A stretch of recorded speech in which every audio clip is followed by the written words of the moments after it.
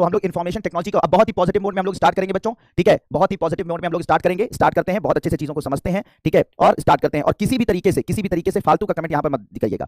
बात समझ में आ रही है? चलिए अब यहां पर स्टार्ट करते हैं बच्चों। तो इंफॉर्मेशन टेक्नोलॉजी में सबसे पहले हम लोग ब्लूटूथ के बारे में बात करेंगे। किसके बारे में बात करेंगे बच्चों? ब्लूटूथ। ब्लूटूथ को आप लोग जानते हैं, अक्सर आप लोग इसका यूज अपने मोबाइल फोन में, अपने लैपटॉप में, ठीक है, इन सब में इसका उपयोग करते हैं। अब ये जो ब्लूटूथ है मेरे प्यारे बच्चों, एक ऐसा सिस्टम है आपके मोबाइल में, आपके लैपटॉप में एक ऐसा सिस्टम है, ठीक है, ऐसा सिस्टम है जिसमें क्या होता है कि आप किसी भी एक डिवाइस से किसी दूसरी डिवाइस में आप क्या कर सकते हैं? डेटा ट्रांसफर कर सकते हैं। तो डेटा को ट्रांसफर करने के लिए एक डिवाइस से दूसरे डिवाइस, ठीक है, एक ऐसा सिस्टम बनाया गया है जिसका नाम क्या होता है? ब्लूटूथ है। तो ब्लूटूथ एक ऐसा सिस्टम है मेरे प्यारे बच्चों जो कि जिसकी मदद से हम डेटा को एक डिवाइस से दूसरे डिवाइस में ट्रांसफर करते हैं, चाहे वो मोबाइल टू मोबाइल हो, मोबाइल टू कंप्यूटर हो, कंप्यूटर टू कंप्यूटर हो, या कोई भी आप लोग आजकल जो है वो हैंड्स फ्री यानी ईयरबड्स वगैरह भी अपने मोबाइल से कनेक्ट करने की कोशिश करते हैं, ठीक है बच्चों। तो ये ब्लूटूथ डेटा ट्रांसफर करने की एक युक्ति है, और ये जो है ये जो युक्ति है इसका जो स्टैंडर्ड है, यानी कि एक तरीके से कह सकें एक ऑर्गेनाइजेशन है मेरे प्यारे बच्चों जिसका नाम IEEE है। क्या नाम है उस ऑर्गेनाइजेशन का? IEEE। एक संगठन है जिसका नाम है IEEE। IEEE का फुल फॉर्म होता है institute of electrical and electronics engineer, ठीक है। इसका नाम क्या होता है बच्चों? IEEE का institute of electrical and electronics engineers. यहां पे मैंने लिखा हुआ है इसको हिंदी में, institute of electrical and electronics engineer. इन्होंने इसको एक कोड दिया है। ये जो institute of electrical and electronics engineers है, ये एक ऑर्गेनाइजेशन होती है जो किसी भी इस तरीके की जो आईटी की डिवाइसेस होती हैं उनको एक कोड देती है, एक उनके अपने स्टैंडर्ड्स होते हैं, उन स्टैंडर्ड्स के हिसाब से उनको एक कोड देती है, उनका एक टेक्निकल नाम देती है, ठीक है। तो इसका जो टेक्निकल नाम है, इसका जो टेक्निकल कोड है वो 802.15.1 पैन है, ठीक है, पैन है। अब ये पैन का मतलब क्या होता है? 802.15.1 पैन है। पैन का मतलब होता है पर्सनल एरिया नेटवर्क। इसका मतलब क्या होता है बच्चों? Personal area network. Personal area network का मतलब क्या होता है कि जो ब्लूटूथ होता है मेरे प्यारे बच्चों, वो हमेशा पर्सनल एरिया नेटवर्क पर काम करता है। मतलब एक डिवाइस जब एक दूसरे से कनेक्ट होती है, जब दो डिवाइसेस एक दूसरे से कनेक्ट होती हैं, तो ऐसी कंडीशन में सिर्फ इसके और इसके बीच में ही डेटा ट्रांसफर हो सकता है। मल्टीपल डिवाइसेस एक साथ डेटा ट्रांसफर नहीं कर सकती हैं। तो जब भी आप कभी ब्लूटूथ से किसी दूसरी डिवाइस से ब्लूटूथ से कनेक्ट होते हैं तो आप डेटा इसमें ट्रांसफर करते हैं, इसमें से इसमें ट्रांसफर होता है। लेकिन ऐसा नहीं है कि एक साथ आप 10-15 डिवाइसेस से जो है आप कनेक्ट हो जाते हैं। तो इस सिस्टम को बोला जाता है मेरे प्यारे बच्चों पर्सनल एरिया नेटवर्क। तो जो आपका ब्लूटूथ है उसका टेक्निकल नाम क्या है? याद रखिएगा, ये एग्जाम में पूछा जाता है। उसका टेक्निकल नाम है IEEE 802.15.1 पैन, ठीक है, इसका नाम दिया जाता है। IEEE का मतलब ये होता है institute of electrical and electronics engineer. तो मैंने क्या बताया बच्चों कि ब्लूटूथ एक ऐसा सिस्टम होता है जिसमें दो डिवाइसेस जिसकी मदद से डेटा को ट्रांसफर करती हैं, डेटा को क्या करती हैं बच्चों? ट्रांसफर करने का काम करती हैं। इसका जो स्टैंडर्ड होता है या इसका जो टेक्निकल कोड होता है वो IEEE 802.15.1 पैन के नाम से होता है। इसके अंदर अगर बोला जाए बच्चों तो ये जो इसकी जो रेंज होती है, ठीक है, इसकी जो रेंज होती है वो लगभग 10 मीटर की होती है, यानी 10 मीटर के बीच में आप डेटा को ट्रांसफर कर सकते हो। और साथ ही साथ ये जो जिस स्पीड से डेटा को ट्रांसफर करता है वो लगभग 2 Mbps से लेकर ठीक है 2 Mbps से लेकर 10 Mbps की स्पीड से डेटा को ट्रांसफर करता है, ठीक है। Mbps का मतलब मेगाबाइट पर सेकंड होता है, ठीक है। तो ये एक तरीके से स्पीड दिखाता है कि 2 Mbps डेटा से लेकर 10 Mbps के बीच में डेटा को से कोई ये ट्रांसफर कर सकता है, ठीक है बच्चों। तो इस तरीके से ये एक ब्लूटूथ क्या है? एक इलेक्ट्रॉनिक डिवाइस है जो ये काम करती है। तो होप कि ये बात आपको समझ में आ रही होगी, ठीक है। इसे नोट कर लीजिए, नोट कर लीजिए बच्चों। क्विक शेयर हो या कोई भी चीज हो जिसमें आपका ब्लूटूथ ऑन होता है, वो सारी चीजें जो हैं ब्लूटूथ सिस्टम से ट्रांसफर होती हैं।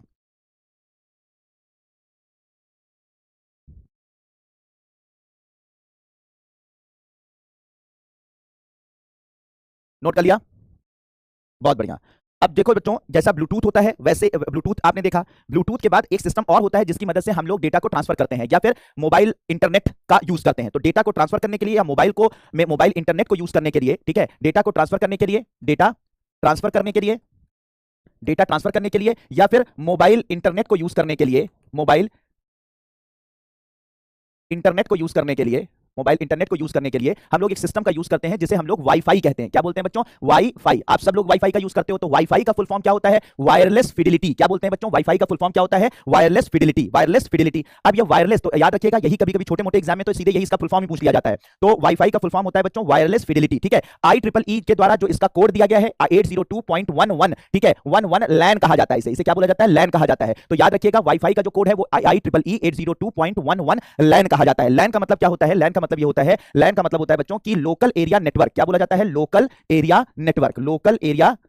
समझ में आ रही बात? लोकल एरिया नेटवर्क के नाम से जाना जाता है। लैन का क्या मतलब है बच्चों? Local area network. Local area network का मतलब क्या होता है बच्चों कि एक हॉटस्पॉट डिवाइस, यानी कोई भी डिवाइस जो है जो उसका हॉटस्पॉट क्रिएट करके, यानी कि वाईफाई का एक हॉटस्पॉट क्रिएट करके उससे बहुत सारी डिवाइसेस को एक साथ कनेक्ट किया जा सकता है। मतलब कि आप ये समझिए कि अभी तक आप लोगों ने जो पैन देखा था, पैन का मतलब होता है personal area network. Personal area network का मतलब ये होता है कि अगर कोई भी डिवाइस पर्सनल एरिया नेटवर्क पर काम कर रही है तो इसका मतलब ये हो जाता है कि सिर्फ दो डिवाइसेस एक दूसरे से कनेक्टेड होगी, एक दूसरे में डेटा ट्रांसफर करेंगी, लेकिन वो इसके अलावा डेटा ट्रांसफर नहीं करेंगे, एक साथ मल्टीपल डिवाइसेस से कनेक्ट नहीं हो सकती हैं। लेकिन वाईफाई में ऐसा नहीं होता, वाईफाई जो है लोकल एरिया नेटवर्क पर काम करता है, यानी एक हॉटस्पॉट क्रिएट करके, एक वाईफाई हॉटस्पॉट क्रिएट करके मल्टीपल डिवाइसेज जो है एक साथ कनेक्ट हो जाती हैं और बहुत सारी डिवाइसेज एक साथ कनेक्ट होकर काम करती हैं। तो याद रखिएगा बच्चों, वायरलेस फिडेलिटी है वाईफाई का फुल फॉर्म, IEEE 802.11 लैन इसका कोड है। डेटा ट्रांसफर और मोबाइल इंटरनेट के लिए इसका यूज किया जाता है। ये लैन पर काम करता है, यानी लोकल एरिया नेटवर्क पर काम करता है। एक डिवाइस से मल्टीपल डिवाइसेस कनेक्ट हो सकती हैं। इसमें जो इंस्ट्रूमेंट, जो मेन इंस्ट्रूमेंट होता है, जो काम करता है, उसे हम लोग राउटर कहते हैं, ठीक है। तो इसके अंदर जो मेन इंस्ट्रूमेंट होता है, मेन जो डिवाइस होती है, ठीक है, तो उसे हम लोग किस नाम से जानते हैं बच्चों? राउटर के नाम से जानते हैं। तो राउटर ही वो डिवाइस होती है जिसकी मदद से जो है तरंगे निकलती हैं और तरंगे निकलकर जो है वो क्या करती हैं, मोबाइल इंटरनेट या डेटा ट्रांसफर करने में मदद करती हैं। तो राउटर मेन डिवाइस जो होती है, जो डिवाइस होती है, वो कौन सी होती है? राउटर होती है, ठीक है बच्चों। इसके अलावा इसकी जो रेंज होती है, यानी कितनी रेंज में इस डिवाइस से कनेक्ट हुआ जा सकता है, तो लगभग इसकी रेंज 100 मीटर के करीब होती है। यानी 100 मीटर में वाईफाई अगर हॉटस्पॉट है तो आपका इंटरनेट या आप जो है उसकी मदद से डेटा ट्रांसफर कर सकते हो। और इसकी अगर स्पीड की बात की जाए, किस हिसाब से डेटा ट्रांसफर किया जा सकता है, तो इसकी जो स्पीड है वो अप टू 1 Gbps तक होती है। 1 Gbps, ठीक है, 1 गीगाबाइट पर सेकंड के करीब होती है, अप टू, यानी कि मैक्सिमम जो इसकी स्पीड है वो 1 Gbps तक जा सकती है। तो ये वाईफाई है, वाईफाई जिसका उपयोग करके आप इंटरनेट का मजा ले रहे हो, इंटरनेट जो है वो यूज कर रहे हो। तो होप मेरे प्यारे बच्चों, वायरलेस फिडेलिटी क्या होती है ये बात आपको समझ में आ गई होगी, ठीक है। नोट कर लीजिए इसे। हाँ, दो डिवाइसेस एक दूसरे से कनेक्ट हो रही हैं तो वो वाईफाई क्या कहते हैं, पैन कहलाता है। मल्टीपल डिवाइसेस अगर कनेक्ट हो रही हैं तो वो लैन कहलाएगा, एक पर्टिकुलर एरिया नेटवर्क पर।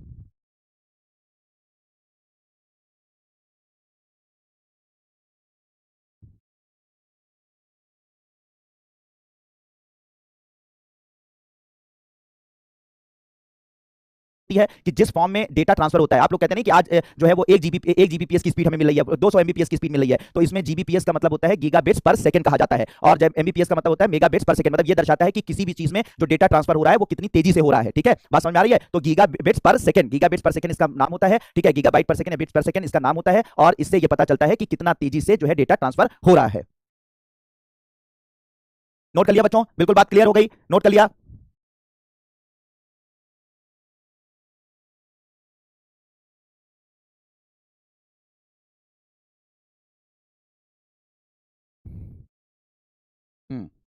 क्लियर है बच्चों? चलिए, अब इसी तरीके से वाईफाई, अभी तक जो हम लोग वाईफाई यूज कर रहे हैं बच्चों, ये अभी बहुत अपग्रेडेड वाईफाई नहीं है। अब भारत जो है, भारत के अंदर एक अपग्रेडेड जो है वाईफाई का एक नेटवर्क हम लोग यूज करने जा रहे हैं, ठीक है। अब हम लोग जो यूज करने जा रहे हैं वो वाईफाई 7 का यूज करने जा रहे हैं। किसका यूज करने जा रहे हैं बच्चों? वाईफाई 7 का यूज करने जा रहे हैं। मतलब एक तरीके से ये अपग्रेडेड है, ठीक है, अपग्रेडेड जो है वाईफाई हम लोग यूज करने जा रहे हैं। तो अपग्रेडेड वाईफाई जो भारत में यूज होने जा रहा है उसका नाम होगा वाईफाई 7, ठीक है। इसके बारे में शायद आप लोगों ने कम सुना होगा, वाईफाई के बारे में तो सुनते रहते हैं, लेकिन वाईफाई 7 के बारे में आप लोगों ने कम सुना होगा। भारत अब जो है, ठीक है, अब जो है वाईफाई 7 का यूज करने जा रहा है। वाईफाई 7 जो होगा वो ज्यादा स्पीड वाला होगा, ज्यादा अच्छा नेटवर्क होगा और साथ ही साथ बहुत तेजी से कनेक्ट होगा। वाईफाई 7 की अगर बात की जाए मेरे बच्चों, इसकी स्पेसिफिकेशन की बात की जाए तो वाईफाई 7 अगली पीढ़ी का वाईफाई होगा, यानी नेक्स्ट, जैसे स्टैंडर्ड होता है ना, मतलब अपग्रेड करते हैं, तो ये क्या है? अगली पीढ़ी का वाईफाई है, ठीक है, यानी कि अब आगे आने वाली जनरेशन में ये इसका उपयोग किया जाएगा। इसका जो मानक होगा IEEE 802.11be होगा, याद रखिएगा, ये नोट कर लीजिए, बहुत इंपॉर्टेंट है। तो इसका जो मानक होगा वो IEEE 802.11be होगा, ठीक है। और साथ ही इसकी अगर बात की जाए तो ये बैकवर्ड कंपैटिबिलिटी के साथ आएगा, यानी कि विभिन्न प्रकार के जो फ्रीक्वेंसी वाली जो डिवाइसेस होंगी, विभिन्न प्रकार की जो आवृत्ति वाली जो डिवाइसेस होंगी, उनके साथ ये कनेक्ट हो सकेगा। मतलब सिर्फ एक ही प्रकार की जो फ्रीक्वेंसी वाली डिवाइस से नहीं, बल्कि मल्टीपल फ्रीक्वेंसी वाली डिवाइसेस से ये कनेक्ट हो सकेगा, विभिन्न बैंड के उपकरणों के साथ ये कनेक्ट हो सकेगा। इसे ही बैकवर्ड कंपैटिबिलिटी कहते हैं। तो ये जो वाईफाई 7 होगा ये बैकवर्ड कंपैटिबिलिटी के साथ आएगा। लो लेटेंसी होगी। लो लेटेंसी का क्या होता है मेरे प्यारे बच्चों? ये सब बहुत इंपॉर्टेंट है समझना। तो लो लेटेंसी का क्या मतलब होता है ये समझिए। मान लीजिए एक डिवाइस है, वो दूसरी डिवाइस से कनेक्ट होना चाह रही है, तो इसको मैंने मान लीजिए एक मोबाइल फोन में मैंने नंबर डायल किया, जैसे मोबाइल फोन में नंबर डायल किया और जितनी तेजी से ये इसके साथ कनेक्ट हो गया, यानी मैंने नंबर डायल किया और नंबर डायल करते ही ये तुरंत जो है जितनी तेजी से ये दूसरे मोबाइल से कनेक्ट हो जाता है, तो जो इसके बीच में यानी दो डिवाइसेस के कनेक्ट होने में जो समय लगता है, दो डिवाइसेस के आपस में कनेक्ट होने में जो समय लगता है, उसे ही हम लोग क्या बोलते हैं? लेटेंसी कहते हैं। क्या बोलते हैं बच्चों? लेटेंसी के नाम से जाना जाता है। तो फिर से समझ लीजिए बहुत अच्छे से, अगर आप बिल्कुल कुछ नहीं समझते हैं उसके बाद भी समझने की कोशिश करेंगे तो समझ में आ जाएगा। दो डिवाइसेस के, यानी कि दो मोबाइल फोन है, आप एक मोबाइल फोन से फोन डायल करते हैं, दूसरे से कनेक्ट होते हैं, तो दो मोबाइल फोनों के आपस में कनेक्ट होने में लगा जो समय होता है उसे हम लोग क्या बोलते हैं? लेटेंसी कहते हैं। तो इसका मतलब अगर समय कम लग रहा है, इसका मतलब कि दोनों के बीच में कंपैटिबिलिटी बड़ी तेजी से है, बहुत तेजी से एक नेटवर्क बहुत अच्छा है। इसका मतलब लेटेंसी अगर जितनी कम होती है उतना अच्छा नेटवर्क माना जाता है। लेटेंसी जितनी कम होती है उतना अच्छा नेटवर्क माना जाता है। तो याद रखिएगा कि ये जो वाईफाई 7 आ रहा है अब मार्केट में, जिसे हम लोग यूज करने जा रहे हैं, इसकी लेटेंसी क्या होगी? कम होगी, यानी कि कम विलंबता, लोअर लेटेंसी होगी। बहुत तेजी से ये कनेक्ट होगा। जब ये डिवाइस से कनेक्ट होगा तो बहुत कम समय लेगा, ठीक है। इसके अलावा मल्टी लिंक ऑपरेशन का मतलब वही हुआ कि मल्टीपल जो है वो डिवाइसेस एक साथ कनेक्ट हो सकेगा और बहुत तेजी से कनेक्ट हो सकेगा। वाईफाई 6 जो हम लोग इस वक्त यूज कर रहे हैं उससे 4 गुना तेजी से ये इसकी गति होगी, यानी कि अभी मान लीजिए कि 1 Gbps की स्पीड से हम लोग एक डिवाइस से दूसरे डिवाइस में डेटा ट्रांसफर करते हैं, तब जो है वो लगभग 4 Gbps की स्पीड से डेटा ट्रांसफर कर सकेंगे। तो अभी मैक्सिमम 1 Gbps से डेटा ट्रांसफर करते हैं, बाद में 4 Gbps से भी तेजी से डेटा ट्रांसफर कर सकेंगे। और ये तो आपको पता ही है कि जो वाईफाई होते हैं मेरे प्यारे बच्चों, वाईफाई है या ब्लूटूथ है या वाईमैक्स है, ये सारे के सारे के अंदर से रेडियो तरंगें निकलती हैं। ये पहले भी मैं आपको बता चुका हूं कि क्या निकलती हैं बच्चों। जब हम लोग स्पेस टेक्नोलॉजी पढ़ रहे थे तब भी मैंने आपको बताया था कि वाईफाई हो या कोई भी डिवाइस हो, जैसे कि ब्लूटूथ है या जो वाईमैक्स है, ये सब क्या यूज करते हैं? रेडियो तरंगें। इन वाईफाई डिवाइसेस से रेडियो तरंगें निकलती हैं और ये रेडियो तरंगों से ही हमारे मोबाइल तक पहुंचती है, मोबाइल हमारे इन्हीं रेडियो तरंगों के माध्यम से कनेक्ट होता है। तो ओवरऑल फिर से बता दे रहा हूं बच्चों, वाईफाई 7 अगली पीढ़ी का वाईफाई है, ठीक है। वाईफाई है, इसका जो टेक्निकल नेम है वो IEEE 802.11be है, ठीक है, 1BE है। और इसकी मुख्य विशेषताएं ये है कि बैकवर्ड कंपैटिबिलिटी के साथ आएगा, मतलब विभिन्न प्रकार की फ्रीक्वेंसी, विभिन्न प्रकार की आवृत्ति के जो डिवाइसेस होंगी उनके साथ कनेक्ट हो सकेगा, बहुत कम समय लगाएगा कनेक्ट होने में, यानी कि लोअर लेटेंसी होगी। साथ ही साथ मल्टीपल जो है वो डिवाइसेस से कनेक्ट होने की एक साथ कोशिश करेगा, जिसे मल्टी लिंक ऑपरेशन कहते हैं। इसकी गति जो है आज वाईफाई जो 6 है उसकी गति से, यानी कि उसे अगर उसमें 1 Gbps की स्पीड है तो इसमें लगभग 4 Gbps की स्पीड से ये कनेक्ट हो सकेगा। तो ये वाईफाई 7 जो है वो अब बहुत जल्दी भारत इसको अपनाने जा रहा है, ठीक है। तो होप मेरे प्यारे बच्चों एक एक बात आप लोगों को बिल्कुल समझ में आ रही होगी। बिल्कुल बात क्लियर बच्चों, बात बिल्कुल क्लियर।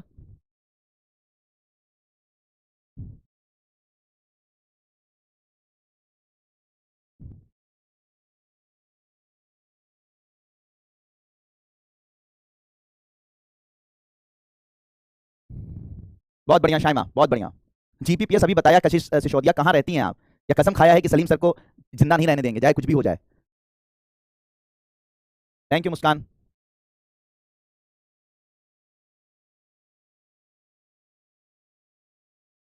नोट कर लिया बच्चों?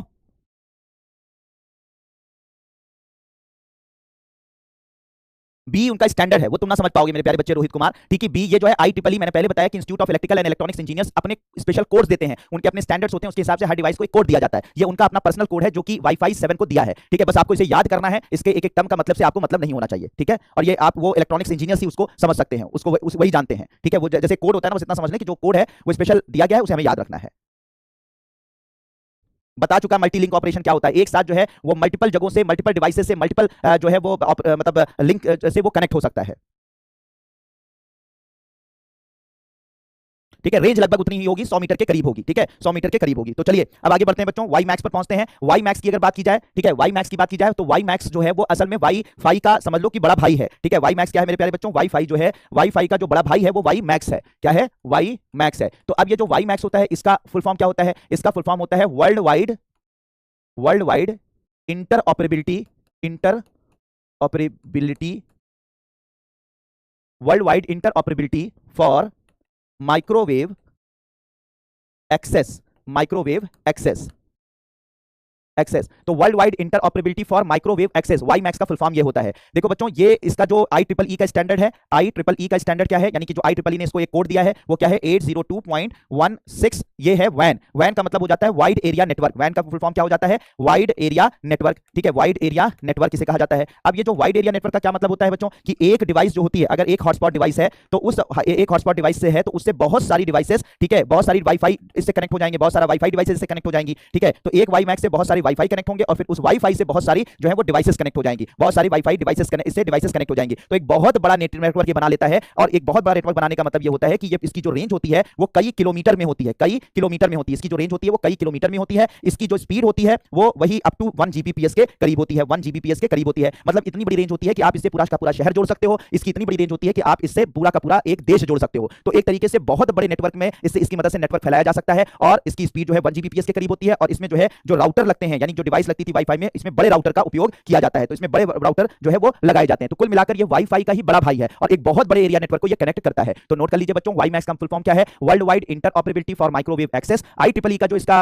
वो कोड है वो 802.16 वैन है, वाइड एरिया नेटवर्क। रेंज कई किलोमीटर की होती है, बहुत बड़ा नेटवर्क बनाता है। एक पूरे शहर को, एक पूरे देश को इसकी मदद से जोड़ा जा सकता है। स्पीड अप टू 1 Gbps के है और साथ ही साथ इसमें बड़े राउटर का उपयोग किया जाता है। तो इसे नोट कर लीजिए, वाई मैक्स क्या है, ठीक है। बात समझ में आ रही? बात बिल्कुल बात क्लियर बच्चों, वाई मैक्स क्या है?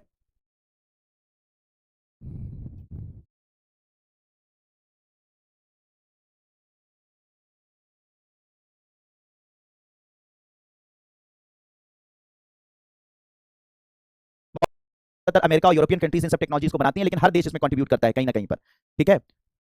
वाई दे देंगे, फ्री वाईफाई दे देंगे, तो वो वाला जो है इसी वाई मैक्स की मदद से ही दिया जाएगा।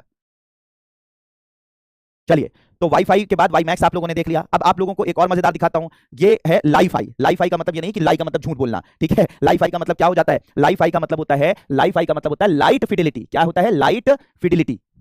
इसका फुल फॉर्म क्या होता है? Light fidelity. लाइट फिडिलिटी, ठीक है। लाईफाई का फुल फॉर्म क्या है बच्चों? लाइट फिडिलिटी, ठीक है। अब ये नई टेक्नोलॉजी है बच्चों, लाईफाई जो है एक नई टेक्नोलॉजी है, ध्यान से देखिएगा, ठीक है।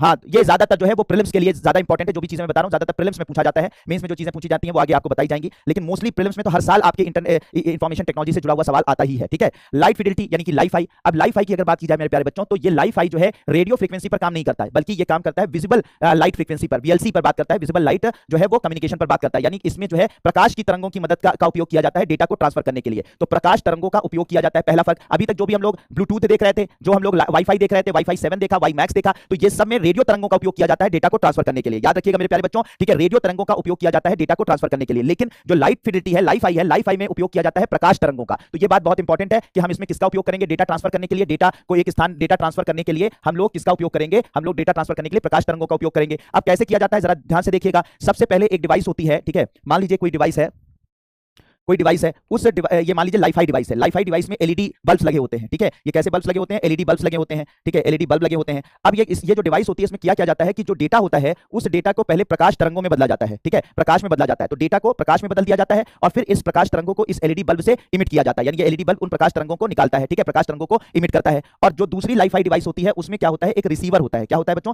रिसीवर होता है। ये जो रिसीवर होता है बच्चों, ये रिसीवर उस लाइट को एब्जॉर्ब करेगा, लाइट को रिसीव करेगा और फिर इस लाइट को यानी इस प्रकाश को ये डिवाइस किसमें बदल देगी, फिर से क्या करेगी, डेटा में ट्रांसफर कर देगी, डेटा में बदल देगी। तो इसको क्या करेगी, डेटा में ट्रांसफर करने का काम करेगी। ठीक है, डेटा में बदल देगी। तो कुल मिलाकर लाइफ-आई में क्या होता है, पहले डेटा को प्रकाश में बदला जाता है, प्रकाश को जो है ये लाइफ-आई डिवाइस एलईडी बल्ब से इमिट करती है। दूसरी जो डिवाइस होती है उसमें रिसीवर होता है, रिसीवर उस प्रकाश को रिसीव करके फिर से डेटा में कन्वर्ट करने का काम करता है। तो इसमें जो डेटा को ट्रांसफर किया जाता है with the help of light, यानी कि प्रकाश की मदद से जो है ये डेटा को ट्रांसफर किया जाता है। तो इसे हम लोग लाइफ-आई के नाम से या लाइट फिडिलिटी के नाम से जानते हैं। ठीक है, अब ये जो लाइफ-आई होता है इसका जो मतलब एक तरीके से कह सकते हैं कि इसकी जो खास बात क्या है, खास बात ये इसकी स्पीड है। तो याद रखिएगा, इससे जो डेटा ट्रांसफर किया जाता है उसकी जो स्पीड है वो लगभग 224 जीबीपीएस तक है। ठीक है, यानी कि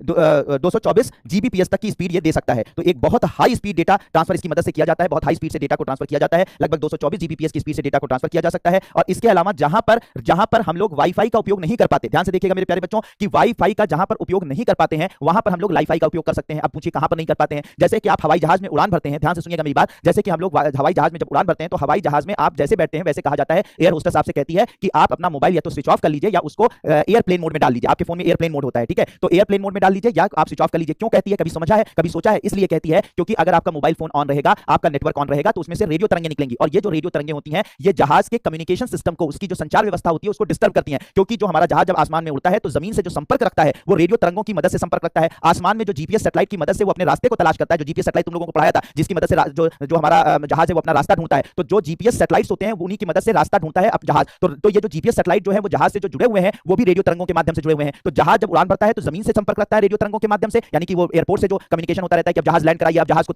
जल्दी से वहां से उड़ान भराइए। तो जो जमीन से संपर्क रहता है किसी जहाज का वो भी रेडियो तरंगों के माध्यम से रहता है। और आसमान में जो जीपीएस सैटेलाइट होते हैं उन सैटेलाइटों में जिसकी मदद से जो जहाज अपना रास्ता ढूंढते हैं तो वो रास्ता भी जो है वो रेडियो तरंगों के माध्यम से ढूंढते हैं। तो क्योंकि जहाज को उड़ाने में रेडियो तरंगों का उपयोग किया जाता है, कम्युनिकेशन में रेडियो तरंगों का उपयोग किया जाता है, तो अगर आप भी अपना मोबाइल ऑन रखेंगे और उसमें से जो रेडियो तरंगें निकलेंगी वो जाकर जहाज के जो जीपीएस सिस्टम होता है उसको डिस्टर्ब कर देंगी। साथ ही साथ जमीन में जो वो रेडियो से तरंगों से संपर्क कर रहा है एयर ट्रैफिक कंट्रोल से, उसको डिस्टर्ब कर देंगी, जिससे कि जहाज अपना रास्ता भटक सकता है या जहाज क्रैश हो सकता है। तो इसको बचने के लिए कहा जाता है, यात्रियों से कहा जाता है कि आप लोग जो है वो अपने मोबाइल को स्विच ऑफ कर दीजिए या फिर उसको उसमें एयरप्लेन मोड में लगा दीजिए। इसलिए मना किया जाता है। क्यों? क्योंकि आपके मोबाइल से निकलने वाली रेडियो तरंगें आपके जहाज के जो रेडियो तरंगों का जो कम्युनिकेशन सिस्टम है, संचार व्यवस्था है, उसको डिस्टर्ब कर सकती हैं। तो वहां पर आप लोग किसी भी तरीके का नेटवर्क, मोबाइल नेटवर्क जहाज में यूज नहीं कर सकते हैं। इसके अलावा आप हॉस्पिटल में बात करते हैं तो हॉस्पिटल में आईसीयू के अंदर बहुत सारी इलेक्ट्रॉनिक डिवाइसेस लगी रहती है। किसी में हार्ट रेट आता रहता है हॉस्पिटल में, हॉस्पिटल के आईसीयू में आप लोगों ने देखा होगा किसी में हार्ट रेट दिख रहा होता है, कोई ऑक्सीजन की सप्लाई कर रहा होता है। तो आईसीयू जहां पर बहुत गंभीर मरीजों को रखा जाता है वहां पर आप लोगों ने देखा होगा बहुत सारी इलेक्ट्रॉनिक डिवाइसेस लगी होती हैं जो कि जीवन रक्षक होती हैं, जो किसी पेशेंट की जान बचाने का काम करती हैं। तो अगर आप वहां वाईफाई यूज करेंगे, वहां पर इंटरनेट यूज करेंगे वाईफाई वाला, तो ऐसी कंडीशन में क्या हो सकता है कि वो इलेक्ट्रॉनिक डिवाइसेस उससे डिस्टर्ब हो सकती हैं और उसकी वजह से, उसके डिस्टर्ब होने की वजह से गलत रीडिंग दे सकती हैं और उसकी वजह से हो सकता है किसी पेशेंट की जान चली जाए। इसी वजह से आईसीयू में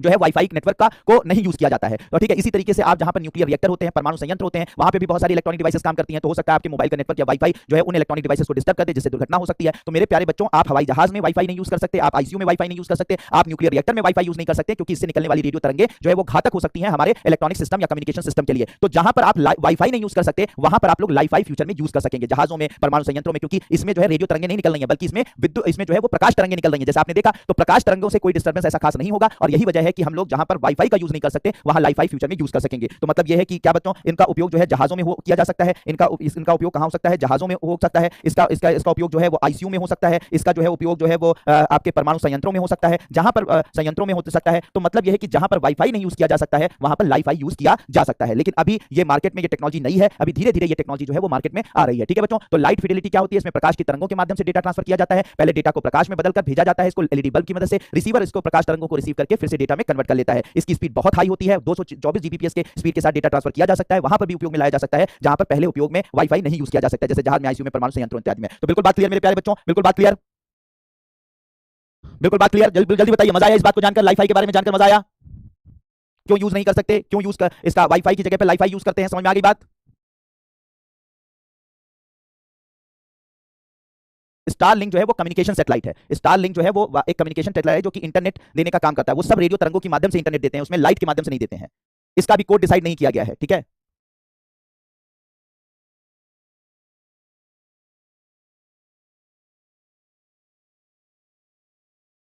बहुत बढ़िया स्तुति, थैंक यू, बहुत बढ़िया।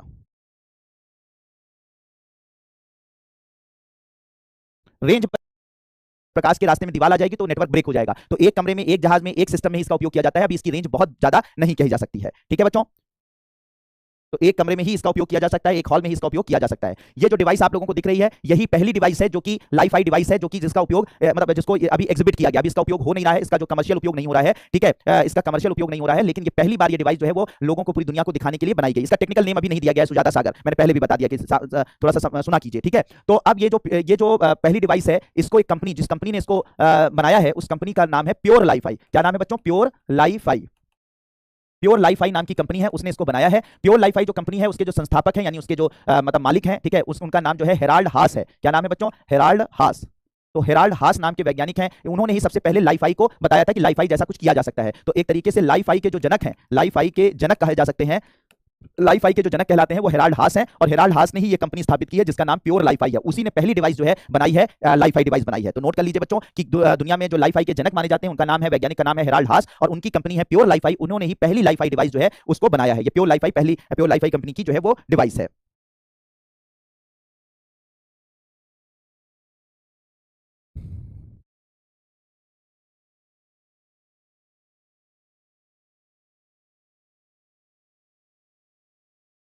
नोट कर लिया बच्चों?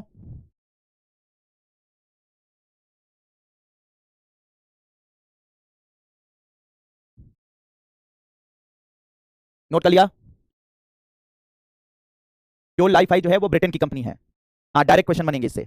चलिए अब बात करते हैं बच्चों एनएफसी के बारे में। एनएफसी, एनएफसी, एनएफसी का फुल फॉर्म होता है बच्चों near field communication, near field communication, near field communication. तो एनएफसी का फुल फॉर्म होता है बच्चों नियर फील्ड कम्युनिकेशन। ठीक है, एनएफसी का फुल फॉर्म क्या होता है बच्चों? Near field communication. अब ये जो नियर फील्ड कम्युनिकेशन होता है, जब आप मोबाइल वगैरह देखो, तो ये जो मोबाइल वगैरह देखो, तो मोबाइल वगैरह आजकल जो है वो एनएफसी इनेबल्ड आ रहे हैं, उसमें लिखा रहता है एनएफसी। ठीक है, ऐसे एनएफसी बना लिखा रहता है। तो ये जो एनएफसी इनेबल्ड डिवाइसेस होती हैं, यानी कोई मोबाइल फोन हो या कोई भी चीज हो, तो ये जो डिवाइसेस होती है मेरे प्यारे बच्चों, जब इनको बेहद करीब लाते हो, बेहद करीब का मतलब ये है कि लगभग इनके बीच में 4 सेंटीमीटर का की दूरी हो, कम से कम। ठीक है, कम से कम जो है वो कितनी दूरी हो? कम से कम 4 सेंटीमीटर की दूरी हो। तो ये दो डिवाइसेस एक दूसरे को पहचानती हैं और पहचानने के बाद एक दूसरे से कनेक्ट हो जाती हैं। ठीक है, तो ये भी जो है डेटा ट्रांसफर करने का एक तरीका है। जैसे कि आप लोगों ने ब्लूटूथ देखा, आपने वाईफाई देखा, उसी तरीके से एक दूसरा तरीका भी है जिसे नियर फील्ड कम्युनिकेशन कहते हैं। तो जब आप मोबाइल ऑन करिए, अगर आपने अभी अपग्रेडेड मोबाइल यूज कर रहे हैं, स्मार्टफोन यूज करते हैं, तो उसमें एनएफसी लिखा रहता है। तो इस एनएफसी की मदद से भी हम डेटा को ट्रांसफर कर सकते हैं। लेकिन इसमें खास बात यह होती है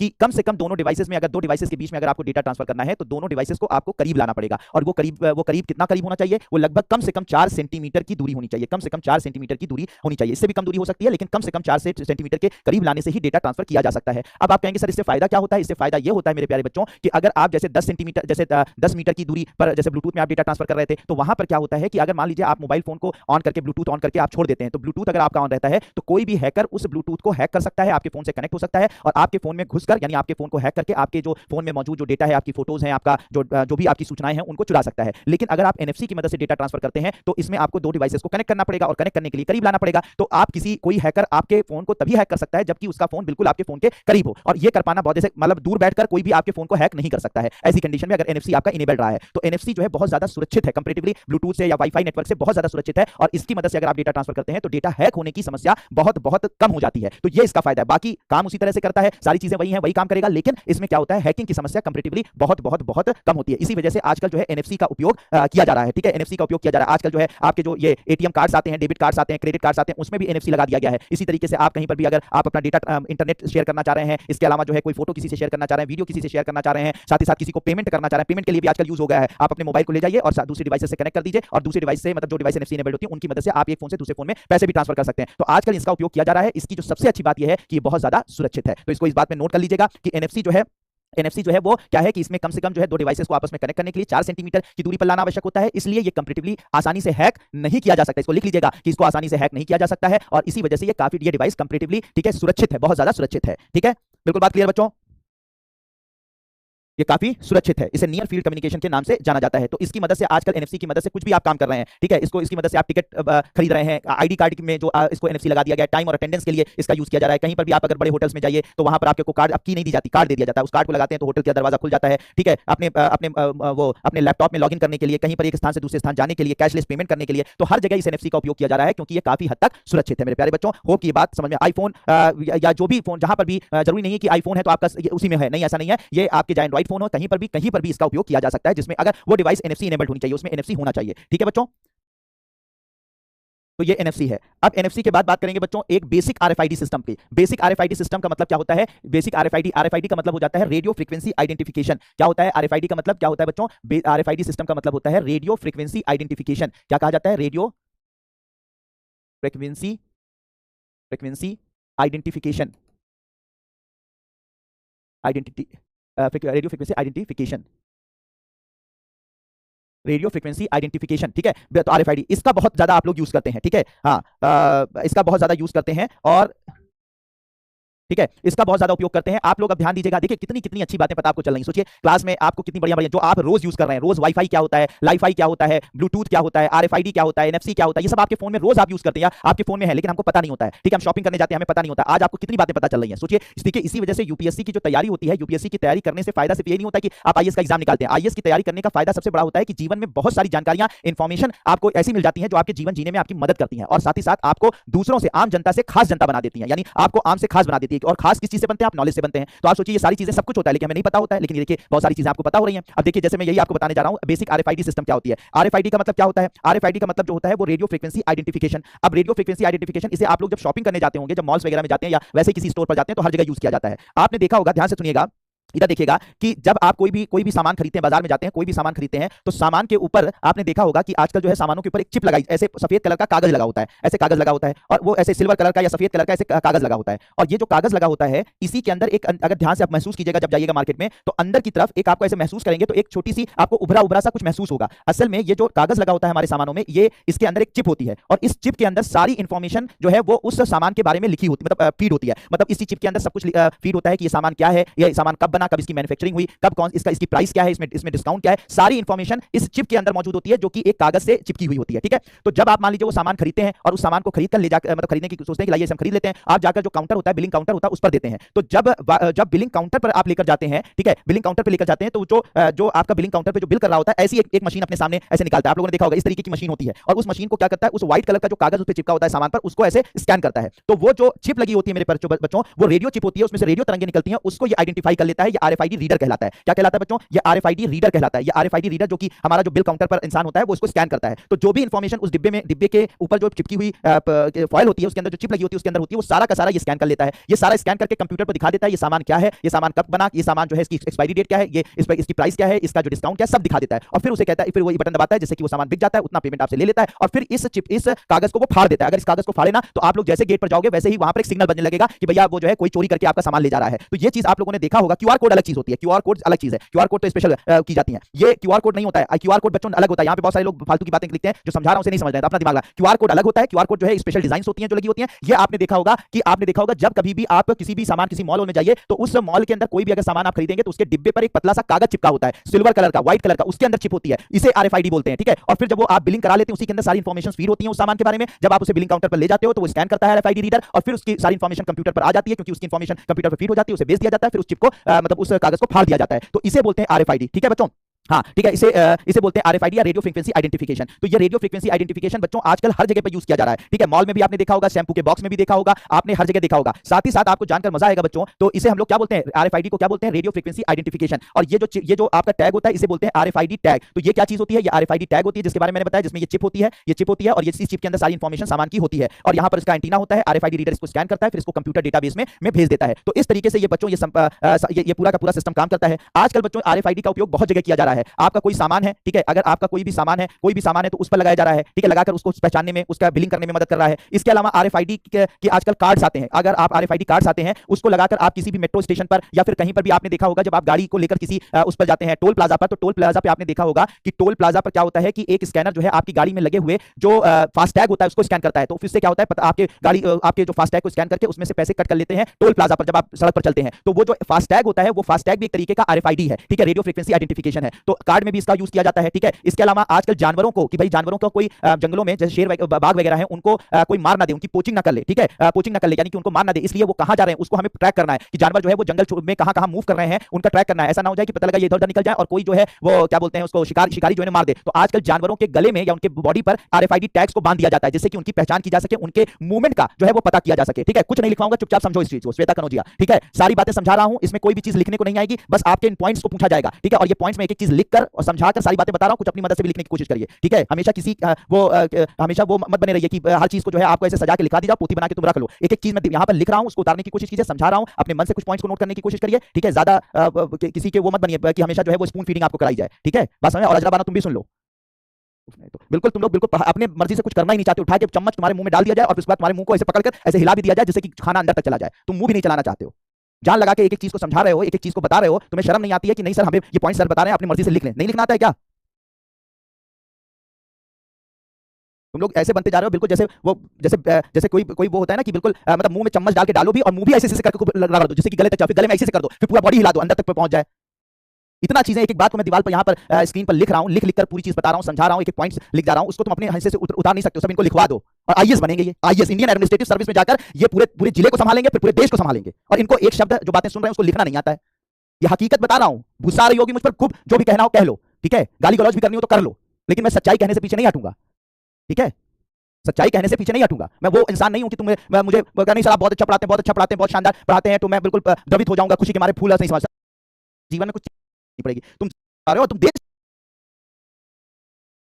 सोचो, बहुत कड़वा लग रहा होगा, बहुत बुरा लग रहा होगा, बुरा लगे इसीलिए कह रहा हूं, ठीक है, बहुत कड़वा बहुत बुरा लग रहा होगा अजरा और जो कनौजिया नौजिया थी, ठीक है, बहुत बुरा लग रहा हो, मैं चाहता हूं तुम्हें बुरा लगे, लेकिन मैं सच्चाई कहने से पीछे नहीं हटूंगा। बहुत हार्डकोर और बहुत ही कड़वी सच्चाई है कि तुम यहां पर बोली गई बातों, लिखी गई बातों को नहीं उतार पा रहे हो, ठीक है, बोली गई बातों को समझ के अपने शब्दों में दो लाइन नहीं लिख पा रहे हो, और तुम देश संभालोगे। आप सर डिमोटिवेट कर देते हैं, इसलिए तुम पढ़ लो, तैयारी कर लो, मेहनत एक ही तरीके, इतने भी अच्छे हो लेकिन जान लगा के पढ़ा रहे हो एक एक चीज को। आइडेंटिफिकेशन, हाँ फिर से लिखो, रेडियो फ्रीक्वेंसी आइडेंटिफिकेशन, ये एक ऐसी युक्ति है, ऐसे करके रो रो के मैं तुम्हारा लिखवा दूं और तुम लिख लो, ठीक है, और फिर पोथी बना के रख दो, ठीक है, पोथी बना के रख लो। सर ऐसे नहीं होगा, ये बेवकूफ बनाया जा रहा है। हम देखते हैं ना, हम तो सबको देख रहे हैं ना, कैसे कैसे तुम्हारे आपको लगता है आपका हो जाएगा। चलो, तो मैंने क्या बताया, आरएफआईडी की मदद से, आरएफआईडी समझा दिया, कैसे वर्किंग करता है मैंने बता दिया, ठीक है, इसमें चिप होती है। हाँ तो अब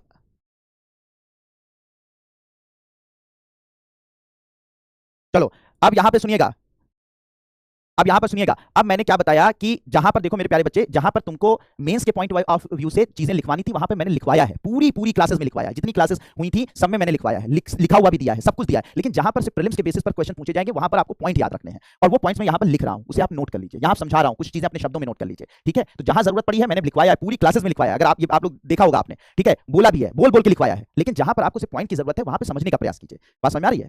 चलिए चलो अब यहां पर देखिएगा मैंने क्या बताया, आरएफआईडी का मतलब क्या होता है, ठीक है। आरएफआईडी का मतलब मैंने आपको बता दिया, वहां लिख दिया था, रेडियो फ्रीक्वेंसी आइडेंटिफिकेशन। क्या होता है कि चिप होती है, चिप के अंदर सारी इंफॉर्मेशन होती है, उस इंफॉर्मेशन को स्कैन करके आपको हम ट्रैक कर सकते हैं, आपका पता लगा सकते हैं, आपकी पूरी इंफॉर्मेशन दे सकते हैं। तो अब यहां पर इसकी बात की जाए, यहां पर देखा जाए तो इन्वेंट्री मैनेजमेंट, यानी कि सामानों के अंदर ऐसे आरएफआईडी टैग लगाकर उसकी हम पहचान कर लेते हैं, वो सामान क्या है, कैसे है, किस तरह है। एक्सेस कंट्रोल, कहीं पर भी आजकल आरएफआईडी कार्ड्स आ रहे हैं, आरएफआईडी कार्ड से आप कहीं पर भी जो है वो पेमेंट वगैरह भी कर सकते हो। साथ ही साथ आज जानवर जो होते हैं, ठीक है, जानवर जो है वो उसमें जंगलों में जो है वो कहीं इधर उधर ना निकल जाए, कहीं ऐसा ना हो जाए उनके शिकारी उनका शिकार कर लें, तो इसलिए उनके आरएफआईडी टैग गले में उनके हाथ में बांध दिया जाता है, जिससे उनको ट्रैक किया जा सके, ठीक है। तो क्या कहते हैं, ट्रैक किया जा सके और उनको जो है वो ट्रैक करके जो है उनकी पहचान की जा सके, जिससे कि वो कहीं पर भी जाए तो वहां का सिस्टम अलर्ट रहे। तो इसलिए एनिमल ट्रैकिंग पर, यानी कि जानवरों के गले पर लगाया जाता है, जानवरों की पहचान, ठीक है, जानवरों की पहचान करने में, ठीक है, जानवरों की पहचान करने में, ठीक है, जानवरों की पहचान करने में किसी इंसान को अगर ट्रैक करना है, आजकल क्या किया जाता है, बहुत सारे लोगों को जो है वो जमानत पर रिहा किया जाता है। तो जमानत पर रिहा किया जाता है तो उनके हाथ में एक बैंड बांध दिया जाता है, और वो आरएफआईडी बैंड होता है, जिससे कि वो जमानत पर रिहा तो हो गए, कोई अपराधी जमानत पर रिहा तो हो गया है, लेकिन वो जहां जहां जाए हम उस पुलिस उसको ट्रैक कर पाए, वो कोई अपराध ना कर पाए। तो आजकल आरएफआईडी ट्रैक जो है वो पर्सनल ट्रैकिंग में भी यूज किया जा रहा है, ठीक है। तो आजकल जो है वो व्यक्तिगत जो है वो ट्रैकिंग पे भी इसका यूज किया जाता है, व्यक्तिगत ट्रैकिंग पर, मतलब कि लोगों को ट्रैक करने के लिए वो कहां जा रहे हैं, कैसे जा रहे हैं, उसके लिए यूज किया जा रहा है। इसके अलावा आईडी कार्ड में, ठीक है, आईडी कार्ड में इसका उपयोग किया जा रहा है। इसके अलावा सामान वाला मैंने आप लोगों को बता ही दिया। तो बच्चों आजकल ये आरएफआईडी का उपयोग हर जगह किया जा रहा है। इवन कि आप जानते हो जो सेना है, सेना अपने गोला बारूदों में भी आरएफआईडी टैग लगा दे रही है, ठीक है। सेना जो है, भारतीय सेना जो है वो आरएफआईडी टैग जो है वो कहां पर लगा दे रही है, अपने गोला बारूदों में, कि उसके गोला बारूदों को कोई जो है वो चोरी ना कर सके। अगर कोई चोरी करके ले जाए तो उसे हम ट्रैक कर सके कि कहां पर ये गोला बारूद हमारे जो है वो चोरी करके ले जाएगा। तो आजकल भारतीय सेना इसमें क्या कर रही है, सेना में गोला बारूदों में भी अपने जो है आरएफआईडी टैग को लगा दे रही है, जिसको उसको ट्रैक किया जा सके। तो मेरे प्यारे बच्चों, ठीक है, मेरे प्यारे बच्चों, ये बात समझ में आ गई कि आरएफआईडी क्या है और आरएफआईडी का यूज कहां कहां किया जा सकता है। इसको नोट कर लीजिए, कहां कहां इसका उपयोग किया जा सकता है, ठीक है। इसका उपयोग कहां कहां किया जा सकता है, सेना के गोला बारूदों में, सेना के गोला बारूद, भारतीय सेना जो है वो गोला बारूद है, भारतीय सेना आजकल क्या कर रही है, सेना के गोला बारूदों में इसका उपयोग कर रही है, ठीक है। उसमें लगा देते हैं जिससे कि कोई उसकी चोरी ना कर सके, ठीक है। तो बिल्कुल बात क्लियर।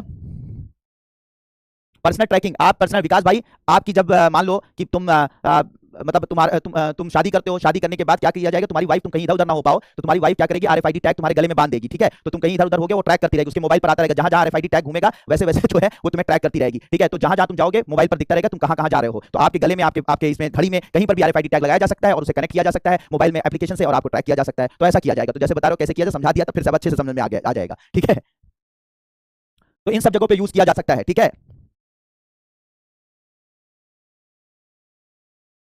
हाँ, गर्ल सिक्योरिटी के लिए भी अच्छा है। हाँ, ये ट्रैकिंग सिस्टम की तरह से भी काम कर सकता है। बच्चों के हाथ में आप एक रिस्ट बैंड की तरह से बांध दो और उसके बाद उनको ट्रैक कर सकते हो, वो स्कूल में है, कहां पर है, कैसे हैं, वो भी ट्रैक कर सकते हो, ठीक है। बॉडी के अंदर नहीं लगाएंगे, तुम लोग तो कुछ एक्स्ट्रा ही समझदार बन जाते हो, ठीक है। मनीषा सोनकर, सर क्या बॉडी के अंदर लगा लेंगे? नहीं भैया, नहीं बॉडी के अंदर लगाएंगे, ठीक है। क्यों बॉडी के अंदर लगाएंगे, मतलब कुछ ज्यादा ये लोग इंटेलिजेंट, मतलब वो बन जाते हैं हाई फाई, जो है सीधे हॉलीवुड में पहुंच जाते हैं। बॉलीवुड समझ नहीं रहा, हॉलीवुड पे तुरंत समझ जाते हैं। अरे भैया गले में लगा दिया, कुछ जैसे बैंड बांधते हैं आजकल, जो रिस्ट बैंड होते हैं उस तरह से लगा दिया, कपड़े में डाल दिया, कार्ड की तरह से यूज कर लिया। बात समझ में आ रही है? नहीं बात, सीधे वहां पर पहुंचा दो इनको। चलिए बच्चों, अब हम लोग बात करते हैं, ये सारी चीजों के बाद हम लोग बात करते हैं मोबाइल टेक्नोलॉजी पर, मोबाइल टेक्नोलॉजी पर। बात समझ में आ रही है? अच्छा, जितने लोगों ने कहा था कि हाँ बिल्कुल कार में भी लगा सकते हैं, बिल्कुल लगा सकते हैं, अगर खोल के भाग फोन करके उसको ट्रैक कर लोगे टेक्नोलॉजी पर, ठीक है। बिल्कुल बात क्लियर है बच्चों? बिल्कुल बात क्लियर सब लोगों को? बताइए, मजा आ रहा है ये सारी चीजें जानकर? हाँ, हर जगह यूज कर सकते हो। मन्नू, जीपीएस जो है वो एक पूरा सिस्टम है जिससे आप किसी भी, बताइए मजा आ रहा है ये सारी चीजें जानकर?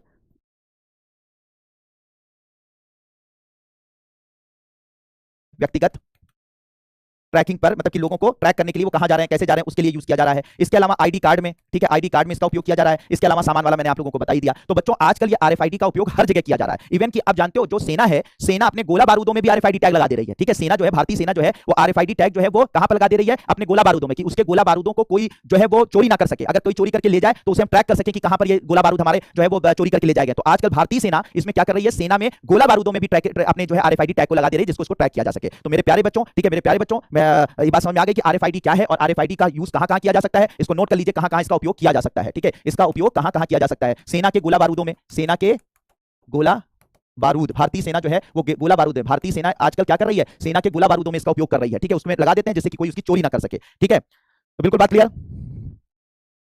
पर्सनल ट्रैकिंग, आप पर्सनल, विकास भाई, आपकी जब मान लो कि तुम मतलब तुम शादी करते हो, शादी करने के बाद क्या किया जाएगा, तुम्हारी वाइफ, तुम कहीं इधर उधर ना हो पाओ तो तुम्हारी वाइफ क्या करेगी, आरएफआईडी टैग तुम्हारे गले में बांध देगी, ठीक है, तो तुम कहीं इधर उधर हो गए वो ट्रैक करती रहेगी, उसके मोबाइल पर आता रहेगा, जहां जहां आरएफआईडी टैग घूमेगा वैसे वैसे जो है वो तुम्हें ट्रैक करती रहेगी, ठीक है, तो जहां जहां तुम जाओगे मोबाइल पर दिखता रहेगा तुम कहां कहां जा रहे हो, तो आपके गले में, आपके आपके इसमें घड़ी में कहीं पर भी आरएफआईडी टैग लगाया जा सकता है और उसे कनेक्ट किया जा सकता है मोबाइल में एप्लीकेशन से और आपको ट्रैक किया जा सकता है, तो ऐसा किया जाएगा। तो जैसे बता रहा हूं कैसे किया जाए, समझा दिया तो फिर सब अच्छे से समझ में आ जाएगा, ठीक है।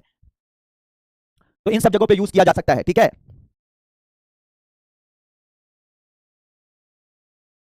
हाँ, गर्ल सिक्योरिटी के लिए भी अच्छा है। हाँ, ये ट्रैकिंग सिस्टम की तरह से भी काम कर सकता है।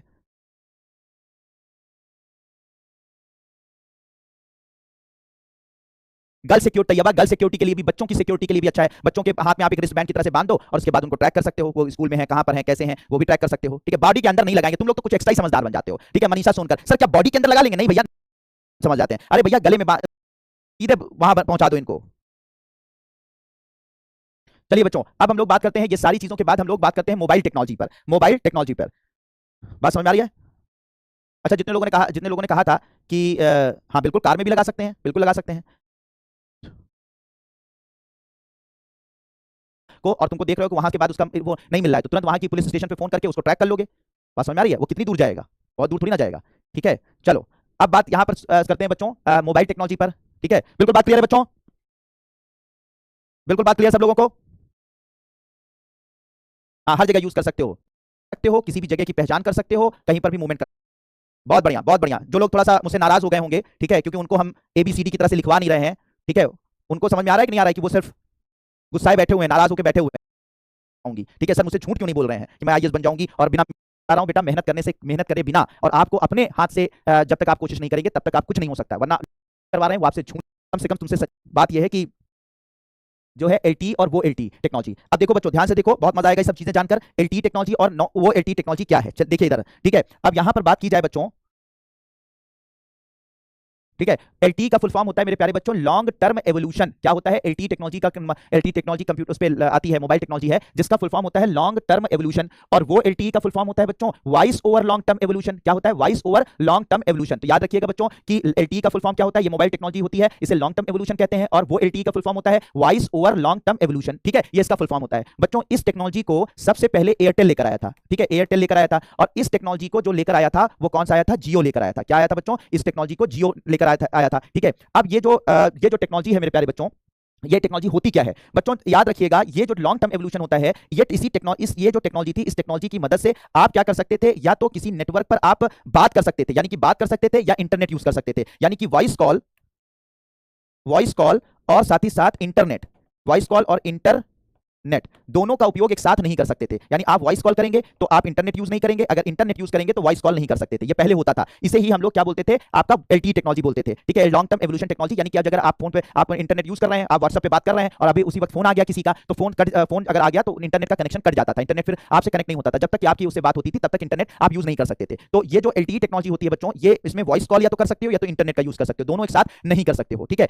इसमें जो था, ठीक है, आपका जो ये वो एलटी टेक्नोलॉजी जिसे जियो लेकर आया, ठीक है, जियो लेकर आया, इस टेक्नोलॉजी में आप वॉइस कॉल यानी किसी से एक साथ बात भी कर सकते हो, और साथ ही साथ इसकी मदद से आप इंटरनेट का भी एक साथ उपयोग कर सकते हो, यानी दोनों साथ साथ कर सकते हो। क्या कर सकते हो बच्चों? दोनों साथ साथ कर सकते हो, ठीक है। तो याद रखिएगा, वॉइस कॉल भी कर सकते हो और इंटरनेट का प्रयोग भी कर सकते हो साथ ही साथ। मतलब अभी आप लोग जो कर रहे हो वो असल में वो एलटी टेक्नोलॉजी आपके मोबाइल में है, उसकी वजह से आप फोन पे बात भी कर रहे हो और उधर व्हाट्सएप पे किसी दूसरे से बात कर रहे हो। मतलब इधर फोन पे बात हो रही है, चल रही है कि हाँ बाबू तुम कैसे हो, पता लगा उधर व्हाट्सएप पे भी किसी दूसरे बाबू से बात हो रही है। तो ये जो करप्शन हुआ है, ये जो करप्शन आया है, ये जियो लेकर आया है, और ये किस टेक्नोलॉजी की मदद से हुआ है? ये वो एलटी टेक्नोलॉजी की मदद से हुआ है। वो एलटी टेक्नोलॉजी मतलब voice over long term evolution technology की मदद से हो पाया है, ठीक है बच्चों। पहले ऐसा नहीं हो सकता था। इसके अलावा वीडियो कॉल करने के लिए बच्चों, इसमें जो है वो थर्ड पार्टी एप्लीकेशन की जरूरत होती थी। यानी आप फेसबुक की मदद से किसी को वीडियो कॉल कर सकते थे, आप व्हाट्सएप की मदद से आप किसी को वीडियो कॉल कर सकते थे, आप आईएमओ की मदद से वीडियो कॉल किसी को कर सकते थे, लेकिन डायरेक्ट नेटवर्क टू नेटवर्क कभी भी आप इस पे वीडियो कॉल नहीं कर सकते थे। लेकिन ये जो वोल्टी टेक्नोलॉजी आई है, इसमें डायरेक्ट आप क्या कर सकते हो? नेटवर्क टू नेटवर्क कॉल कर सकते हैं, नेटवर्क टू नेटवर्क कॉल कर सकते हो, ठीक है, डायरेक्ट टू नेटवर्क टू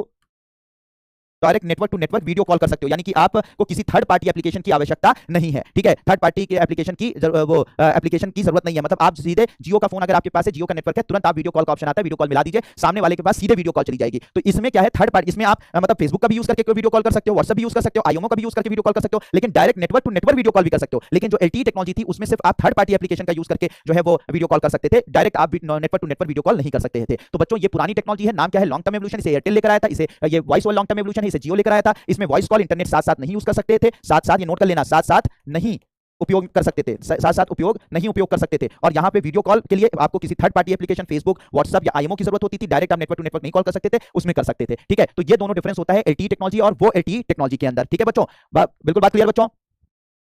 हाँ, तो आप धीरे से ही पहले कौन लेकर आया, बात ये हो रही है पहले कौन लेकर आया। आप तो एयरटेल पर भी आप वो एलटीई टेक्नोलॉजी पाएंगे। ठीक है, जियो पहले लेकर आया, लेकिन सारे लोगों ने ये वो एलटीई टेक्नोलॉजी को अपना लिया।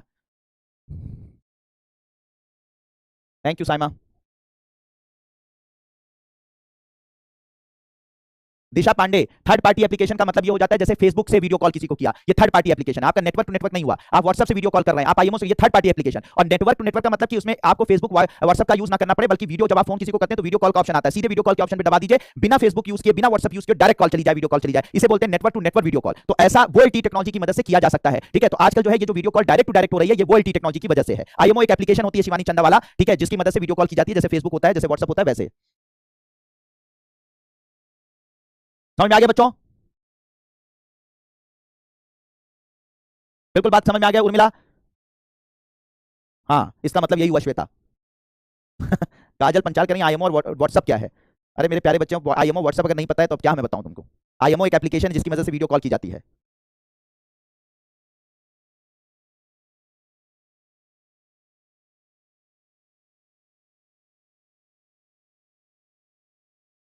बहुत बढ़िया, बहुत बढ़िया, बहुत शानदार, बहुत जबरदस्त, बहुत जिंदाबाद।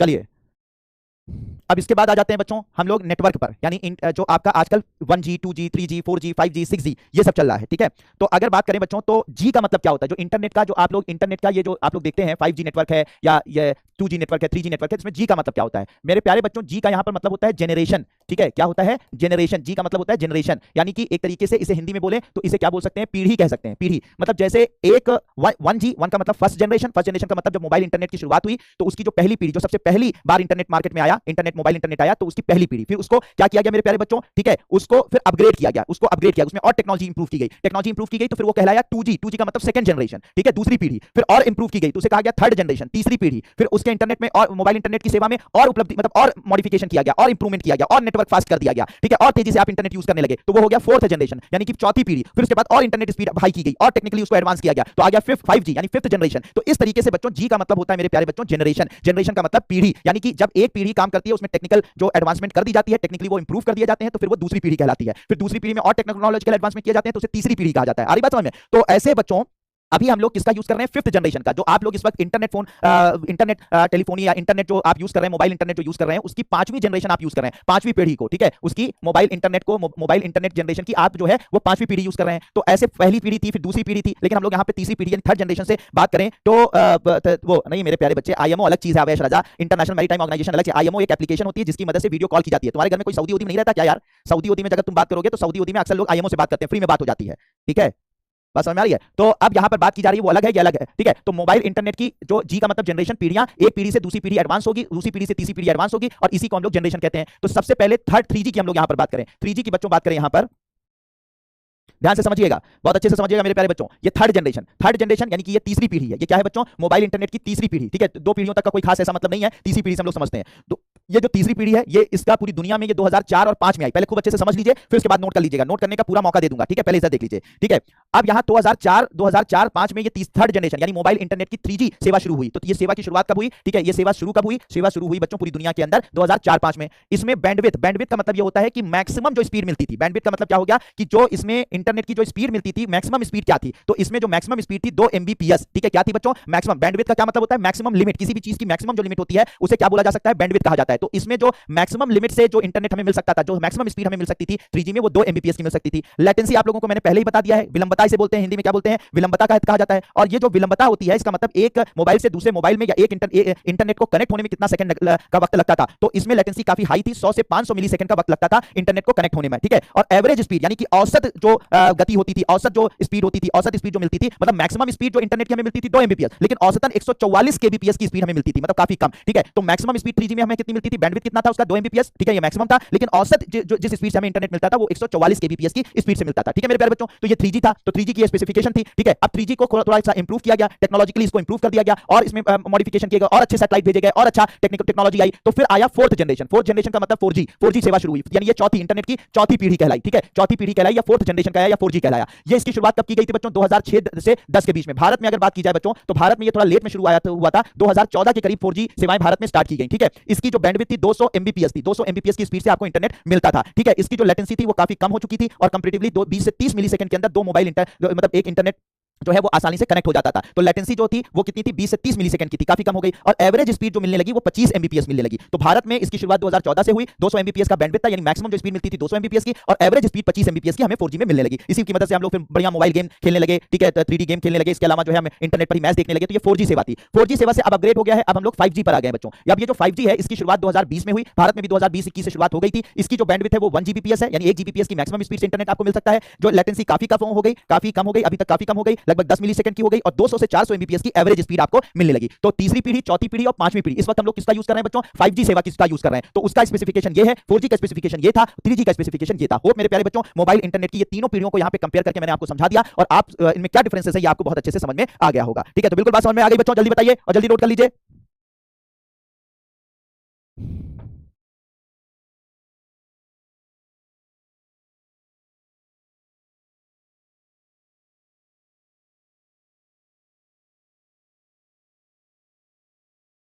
Thank you Zafeer, thank you. 5 से 20 में शुरू हुआ, थैंक यू। परमेश्वर एक नाम है, वो पूछ रहे हैं कि सर लेटेंसी क्या होती है। लेटेंसी चिल्ला चिल्ला के, दौड़ दौड़ कर, नाच नाच के बता दिया। अंशिका शर्मा भी वही पूछ रही है, नहीं अंशिका शर्मा बता रही है, सॉरी। होती है मैक्सिमम जो एक लिमिट होती है किसी चीज की, उसे बैंडविड्थ कहा जाता है। एक एक बात को मैं एक्सप्लेन करता हूं, किसी की इतनी हिम्मत नहीं है कि कोई ये कहते कि सर इस ये वाला पॉइंट जो है आपने नहीं समझ, समझाने पर ही अपनी जान लगा देता हूं, एक एक चीज को समझाता हूं, 4-4 5-5 बार समझाता हूं, उसके बाद भी तुम लोग पूछते हो, या तो तुम गायब रहते हो, समझ रहे हैं क्यों आप जैसे स्टूडेंट्स पाए मैंने।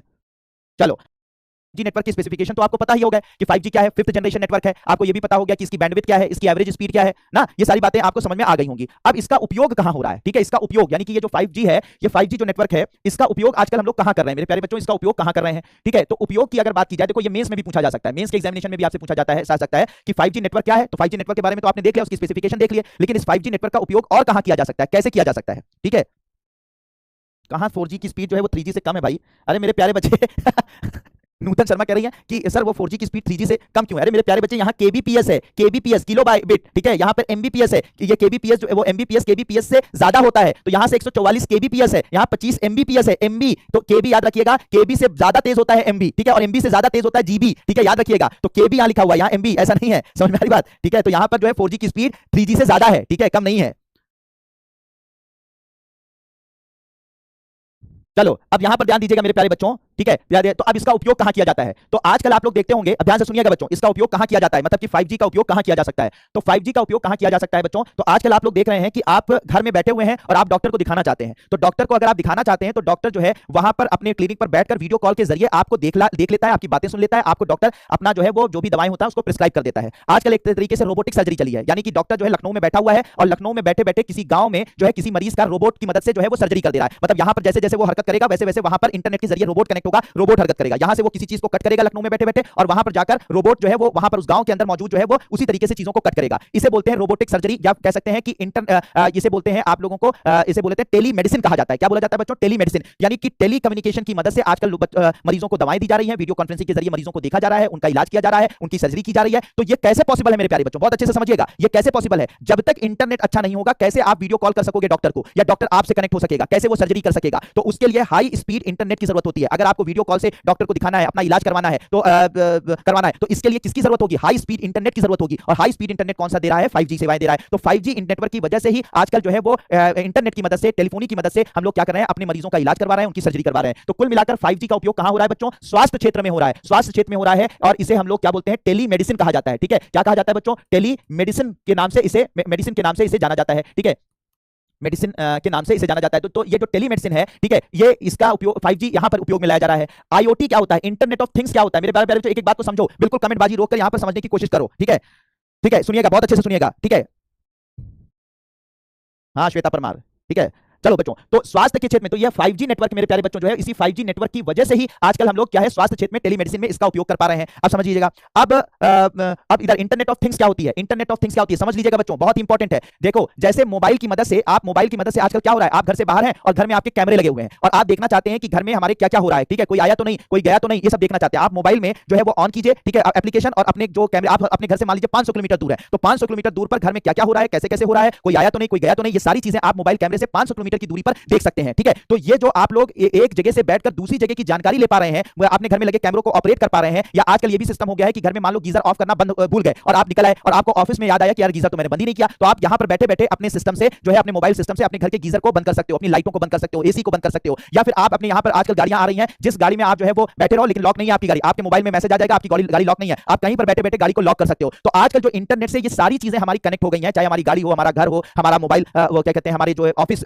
हो, हमारे कैमरे हो, ये सारी चीजें जो इंटरनेट से कनेक्ट हो गई हैं, आप एक जगह पर बैठे बैठे, किसी भी दूरी पर बैठे बैठे किसी भी चीज को कनेक्ट कर लेते हो। इसे ही मेरे प्यारे बच्चों इंटरनेट ऑफ थिंग्स कहा जाता है। समझ में आ रही बात? तो इंटरनेट ऑफ थिंग्स क्या होती है आपको समझ में आ गई होगी कि आप इंटरनेट के जरिए आप अपने घरों से कनेक्ट हो सकते हो, आप अपने ऑफिस से कनेक्ट हो सकते हो, ठीक है, ऑफिस के किसी भी चीज से कनेक्ट हो सकते हो, आप अपने दुकान में किसी चीज से कनेक्ट हो सकते हो, आप जो है वो किसी अपने खेतों से कनेक्ट हो सकते हो। तो ये सारी चीजें अगर इंटरनेट से कनेक्ट हो रही हैं और कनेक्ट होकर उससे ऑपरेट की जा रही हैं, तो इसे इंटरनेट ऑफ थिंग्स के नाम से जाना जाता है। तो इंटरनेट ऑफ थिंग्स आपको ये जो सेवाएं मिल पा रही है, किससे मिल पा रही है? हाई स्पीड इंटरनेट की वजह से। और हाई स्पीड इंटरनेट कौन प्रोवाइड कर रहा है? 5G कर रहा है। तो मेरे प्यारे बच्चों, 5G का उपयोग कहां हो रहा है? इंटरनेट ऑफ थिंग्स में हो रहा है। इसके अलावा आजकल क्या हो रहा है, आप लोग देखे होंगे कि एक होता है आपका वर्चुअल रियलिटी, वीआर पर बात हो रही है, ठीक है, ऑगमेंटेड रियलिटी। ठीक है, आप लोग देखते हैं कि आप एक चश्मा पहन लेते हैं और चश्मा पहनकर जो है आप जो है एक ऐसे 3D गेम में चले जाते हैं, 4D गेम में चले जाते हैं, जहां पर आपको सब कुछ रियल नजर आता है, लगता है कि सामने से जहाज आ रही है, आप बिल्कुल बगल से गुजर रही है। इस तरीके का आप लोगों ने गेम देखा होगा। तो ये ऑगमेंटेड रियलिटी या वर्चुअल रियलिटी कहलाता है, जिसमें आप चीजों को, ये आभासी वास्तविकता कहलाती है। मतलब असल में चीजें जो आपको वास्तव में दिखाई पड़ रही है वास्तव में है नहीं, लेकिन आपको रियल में ऐसा समझ में आ रहा है कि आप वाकई में वो वास्तव में है। इसे ही ऑगमेंटेड रियलिटी या वर्चुअल रियलिटी या संवर्धित या आभासी वास्तविकता कहते हैं। ये पॉसिबल कैसे हो पा रही है? ये हो पा रही है आपके इंटरनेट की वजह से, फास्ट इंटरनेट की वजह से। तो इसलिए 5G वहां पर भी यूज हो रहा है मेरे प्यारे बच्चों। तो जरा समझिए, इस तरीके का आप लोगों ने गेम वगैरह देखा होगा, वीआर बॉक्सेस लगा लिए और उसके बाद आप उसकी मदद से बहुत सारे गेम्स देख सकते हो, बहुत सारी फिल्में देख सकते हो, ऐसा लगता है सब कुछ मेरे साथ ही हो रहा है। ठीक है, तो इस तरीके की फिल्में भी आती हैं, इस तरीके की वो भी चीजें आती हैं। तो ये सब भी इंटरनेट की वजह से, हाई स्पीड इंटरनेट की वजह से हो पा रहा है। इसके अलावा आपने देखा होगा कृषि क्षेत्र में, आप घर पे बैठे बैठे अपने खेतों को देख सकते हो, खेतों में लगे कैमरों को देख सकते हो, कैमरों की मदद से खेतों में निगरानी कर सकते हो, अपने गाय भैंसों की निगरानी कर सकते हो। तो ये भी इंटरनेट की वजह से है। तो घरों में बैठे बैठे घरों से आप खेतों की निगरानी कर सकते हो, खेतों की, ठीक है, और मवेशियों की, खेतों की और मवेशियों की निगरानी कर सकते हो, ठीक है, कैमरे की मदद से, साथ ही साथ सेंसर की मदद से, तो हाई स्पीड नेटवर्क की मदद से। तो कृषि के क्षेत्र में भी इसका उपयोग 5G नेटवर्क का उपयोग हो रहा है। इसके अलावा बहुत सारा जो है मैन्युफैक्चरिंग हो रही है, इंटरनेट के जरिए ही बहुत सारी चीजें डिजाइन बनाए जा रहे हैं, नई नई डिजाइन को डेवलप किया जा रहा है, उन सब जगहों पर भी 5G नेटवर्क का यूज हो रहा है। इसके अलावा कोई भी सामान, अभी आप लोग देखते हो ना, अभी आप लोग देखते हो कि कोई भी सामान अगर आपने कहीं पर इंटरनेट से मंगवाया, मान लो कोई भी वो जो ई-कॉमर्स वेबसाइट्स हैं उनसे मंगवाया, तो वो कहां पर पहुंचा है, वो सामान कब डिलीवर होगा, कितने दिनों में डिलीवर होगा, ये सारी इंफॉर्मेशन इंटरनेट के जरिए आपको मिलती रहती है। ठीक है, आज आपके घर पर वो सामान डिलीवर हो जाएगा, तो वो सारी की सारी चीजें जो आपके घर पर हो रही हैं, डिलीवर हो रही हैं, ठीक है, ई-कॉमर्स कंपनियों के द्वारा, वो भी 5G नेटवर्क की मदद ले रही हैं। 5G नेटवर्क की मदद से ही आपको हर बात पता चल पाती है, कब कहां पर कैसे। जैसे आप लोगों ने जोमेटो पर खाना ऑर्डर कर दिया, ठीक है, या स्विगी पर खाना ऑर्डर कर दिया, या सामान ऑर्डर कर दिया, तो वो जोमेटो वाला जो खाना लेकर निकला कहां पहुंचा, कहां रुका है, कब आएगा, कितने मिनट में आपके घर के सामने आ जाएगा, ये सब कैसे ट्रैक कर पा रहे हो? हाई स्पीड इंटरनेट की वजह से ना। तो 5G नेटवर्क वहां पर भी यूज हो रहा है। तो मेरे प्यारे बच्चों, अगर आपसे पूछा जाए 5G नेटवर्क का उपयोग कहां हो रहा है, तो स्वास्थ्य के क्षेत्र में, इंटरनेट ऑफ थिंग्स के क्षेत्र में, वीआर और एआर संबंधित और आभासी वास्तविकता, कृषि में, विनिर्माण में, लॉजिस्टिक में, शिपिंग और लॉजिस्टिक में, इन्वेंट्री ट्रैकिंग का मतलब यही होता है कि जैसे आप लोग उसकी बात कर रहे हो, जोमेटो की बात कर रहे हो, ठीक है, जोमेटो की बात कर रहे हो, स्विगी की बात कर रहे हो, तो इन सब जगहों पर जो है इसका एग्जांपल की तरीके से आप देख सकते हो। तो सब जगह पर इसका उपयोग किया जा रहा है। तो होप मेरे प्यारे बच्चों, 5G नेटवर्क का कहां-कहां उपयोग हो रहा है आप लोग देख रहे हो। रिसर्च में, अनुसंधानों में भी इसका उपयोग किया जा रहा है। कहां पर किया जा रहा है बच्चों? बहुत सारे रिसर्च में बहुत हाई स्पीड इंटरनेट का उपयोग किया जाता है, तो अनुसंधानों में, रिसर्च एंड डेवलपमेंट में भी इसका उपयोग किया जा रहा है। तो ये सारी चीजें होप मेरे प्यारे बच्चों समझ में आ गई होंगी कि ये सब क्या मतलब क्या होता है, कैसे 5G नेटवर्क इस वक्त पूरी दुनिया को बदल रहा है, किस तरह से 5G नेटवर्क हमें जीवन जीने में मदद कर रहा है और किस तरीके से हमारे जीवन को आसान कर रहा है। बिल्कुल बात क्लियर बच्चों?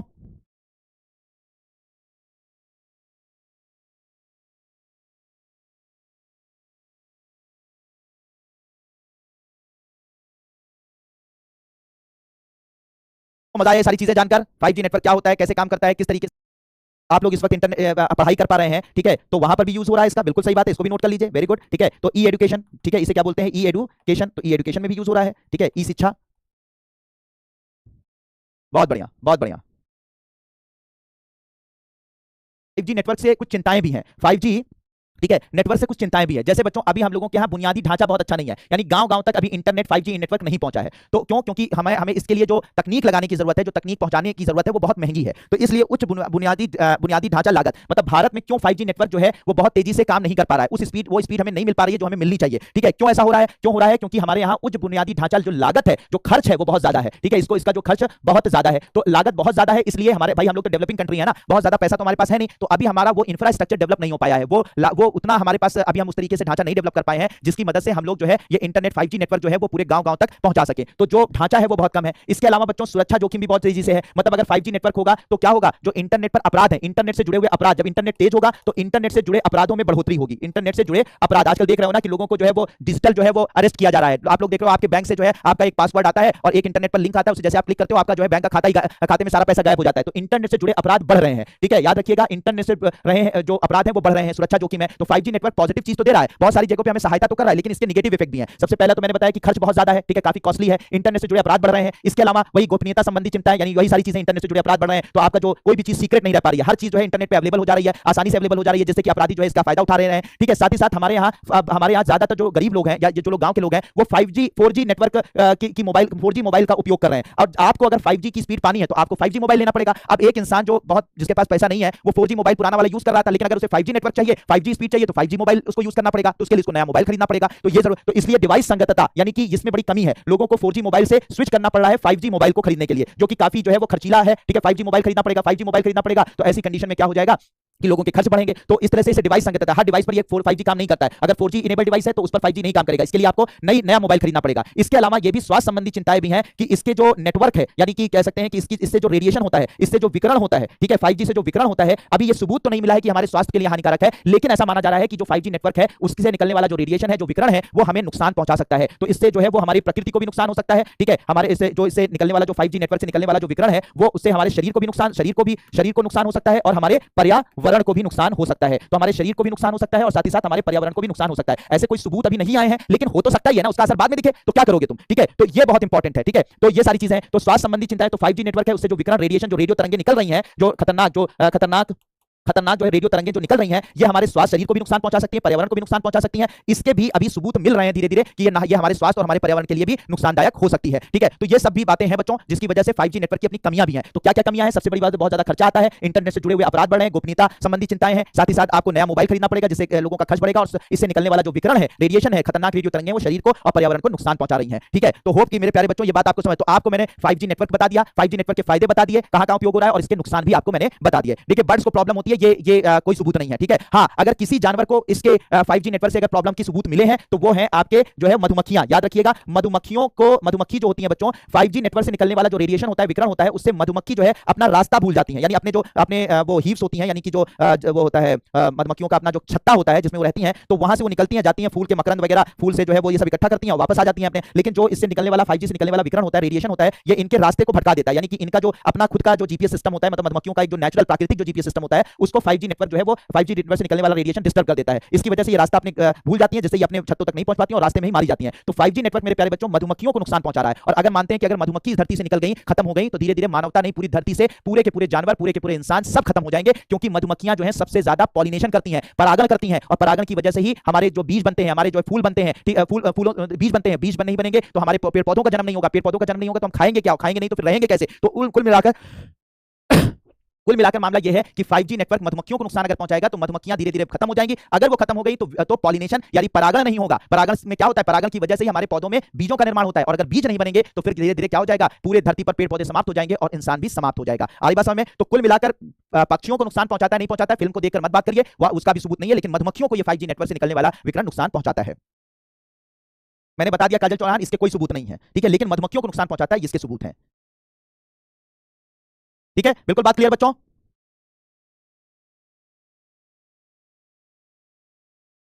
समझ में आ गया बात? इसके जो नेगेटिव है, इसके पॉजिटिव है, बिल्कुल क्लियर है मेरे प्यारे बच्चों? जल्दी बताइए।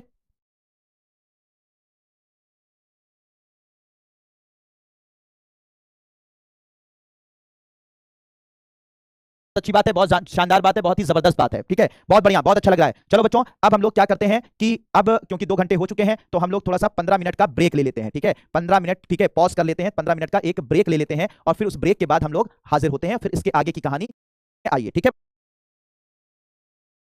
और ठीक है, अब जो ये इंटरनेट पर ये जो वेबसाइट्स मौजूद होती हैं, जो इंटरनेट की ये दुनिया है, ठीक है, जो वेबसाइट्स आप लोग एक्सेस करते हैं, ठीक है, और ये जो इंटरनेट आप एक्सेस करते हैं, जो इंटरनेट की ये दुनिया है, इसके जो कह सकते हैं कि स्टेजेस हैं, यानी इसके जो प्रकार हैं, इसके जो अपग्रेडेशंस हैं, ठीक है, तो उसके बारे में हम लोग बात करेंगे। तो इंटरनेट की ये जो दुनिया है मेरे प्यारे बच्चों, इंटरनेट की ये जो दुनिया है, ये जो आप पूरा इंटरनेट देख रहे हैं, जिस पर आप लोग वेबसाइट्स को एक्सेस करते हैं, साथ ही साथ सोशल मीडिया को यूज करते हैं, जो आप व्हाट्सएप यूज करते हैं, तो ये पूरी जो इंटरनेट की दुनिया है मेरे प्यारे बच्चों, ये जो है वेब कहलाती है। क्या कहलाती है बच्चों? वेब कहलाती है। और समय समय पर इस वेब का, यानी इस इंटरनेट दुनिया का अपग्रेडेशन हुआ है, यानी कि उसकी उन्नति हुई है। ठीक है, उसमें कुछ ना कुछ अपग्रेडेशन हुआ है। बात समझ आ रही है?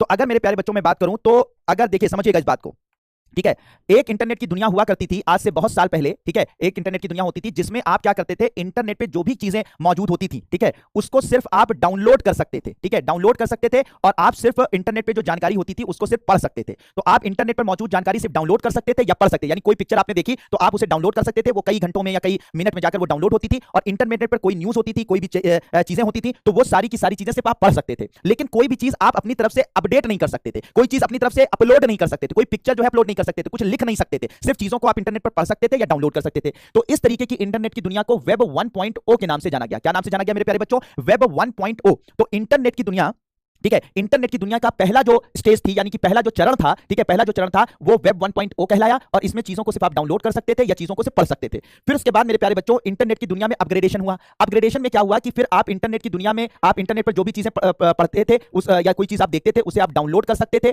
और साथ ही साथ आप चीजों को पढ़ सकते थे, यानी इंटरनेट पर जो भी कुछ लिखा हुआ है। और इसके अलावा फिर एक अपग्रेडेशन हुआ कि आप जो है चीजों को अपलोड भी कर सकते थे। अपलोड का मतलब कोई पिक्चर अपलोड करनी हुई सोशल मीडिया पर, कोई सोशल मीडिया पर कोई चीज लिखना हुआ, ठीक है, लिखना हुआ यानी अपने कमेंट करने हुए, कोई चीज आप इंटरनेट पर जो है, आप कोई चीज आपको पसंद आ रही है, ना पसंद आ रही हो, तो उसके बारे में आप लिख सकते थे, कोई जानकारी दे सकते थे, अपनी फोटोज को अपलोड कर सकते थे, सोशल मीडिया का यूज कर सकते थे। तो ये जो है वो दुनिया में आने लगा।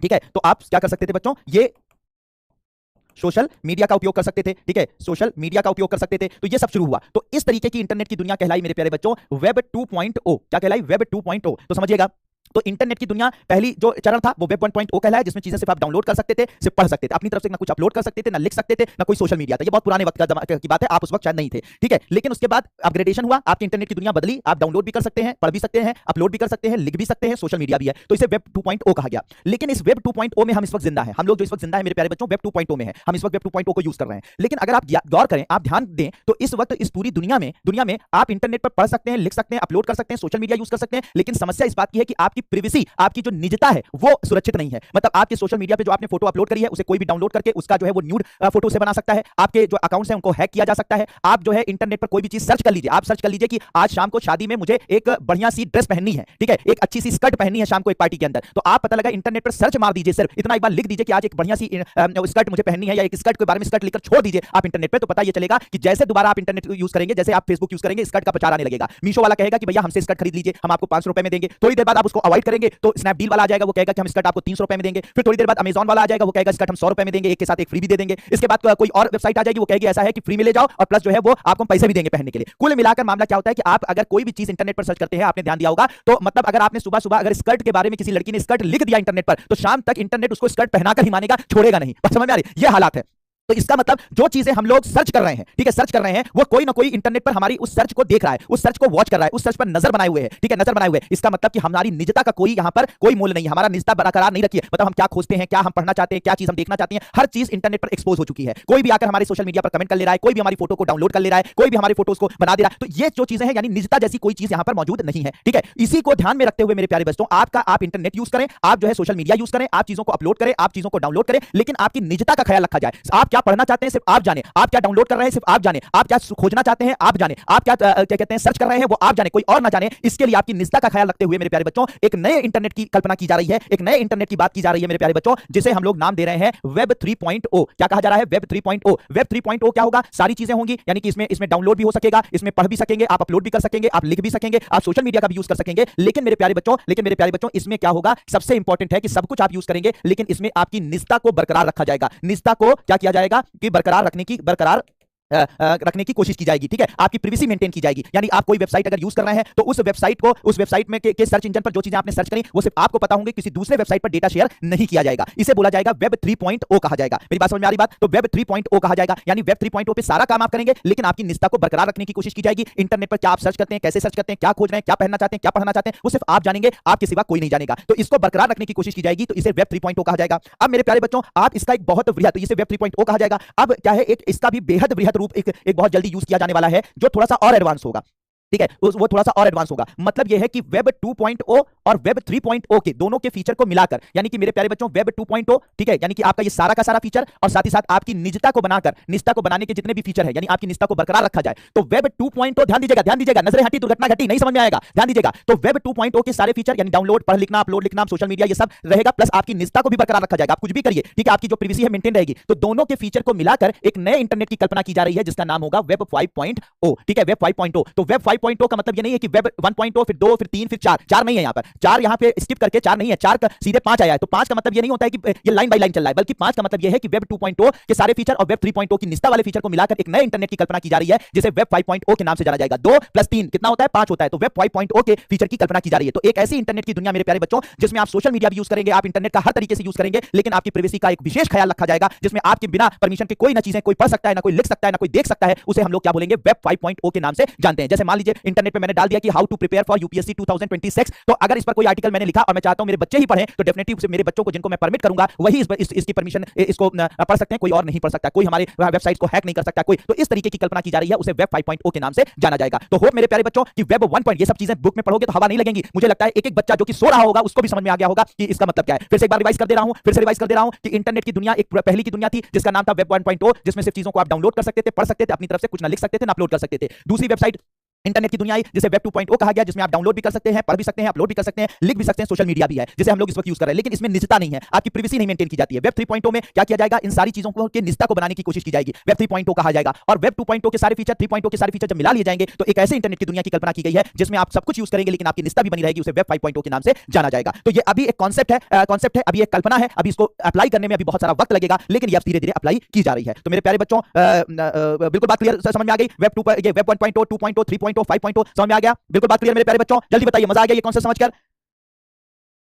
तो देखिए, यही सारी चीजें मैंने नोट्स की तरह से, यही सारी चीजें मेरे प्यारे बच्चों, ये नोट्स की तरीके से मैंने आपको जो है वो यहां पे लिख दिया है। वेब 1, देखिए सारी चीजें यहां पे नोट्स यहीं से उतार लीजिएगा। वेब 1.0, 2.0, 3.0 इंटरनेट के विकास के 3 चरणों को दर्शाते हैं। तीनों चरणों में उपयोगकर्ता को इंटरनेट से जुड़ने का तरीका अलग अलग होता है, इनके बारे में ज्यादा जानकारी। वेब 1.0 इस चरण में स्थिर वेबसाइटें थी और सामग्री से पढ़ने के लिए होती थी, इसमें उपयोगकर्ताओं को इंटरेक्शन सीमित था। वेब 1.0 की बुनियादी HTML और सीमित स्क्रिप्टिंग का बनाया गया था। वेब 2.0 इस चरण में इंटरैक्टिव वेबसाइटें थी, इसमें उपयोगकर्ता जनित सामग्री, सामाजिक संपर्क पर ज्यादा जोर दिया गया था। वेब 2.0 ने समृद्ध इंटरनेट अनुप्रयोगों को पेश किया। वेब 3.0 यह चरण अभी विकास के आरंभिक दौर में है, इसमें ब्लॉकचेन, AI और सिमेंटिक वेब जैसी तकनीकों का इस्तेमाल किया जाएगा। वेब 3.0 विकेंद्रीकरण, उपयोगकर्ता नियंत्रण पर ज्यादा जोर दिया जाएगा, इसमें उपयोगकर्ता को अपनी गोपनीयता और डेटा पर ज्यादा नियंत्रण मिलेगा, ठीक है। और फिर वेब 5.0 के बारे में लिखा गया है, वेब 5.0 वेब 2.0 और वेब 3.0 का मिश्रण है, जो उपयोगकर्ता को इंटरनेट पर अपनी पहचान बनाने और अपने डेटा को नियंत्रित करने की अनुमति देगा। तो जिसमें सेंसरशिप का खतरा नहीं होगा, चाहे वह सरकार से हो या बड़ी तकनीक से, और जिसमें महत्वपूर्ण व्यवधानों का डर नहीं होगा। तो एज अ नोट्स मैंने ये सारी चीजें आपको समझा भी दी और नोट्स की तरह से आपको लिख भी दिया। आप यहां से उतार सकते हैं, जब आफ्टर क्लास जब आपको ये पूरा का पूरा पीपीटी मिलेगा तो उसे आप उतार लीजिएगा। तो बिल्कुल बात कॉन्सेप्ट बिल्कुल क्लियर हो गया मेरे प्यारे बच्चों, ठीक है? मजा आ गया ये सारी चीजें जानकर?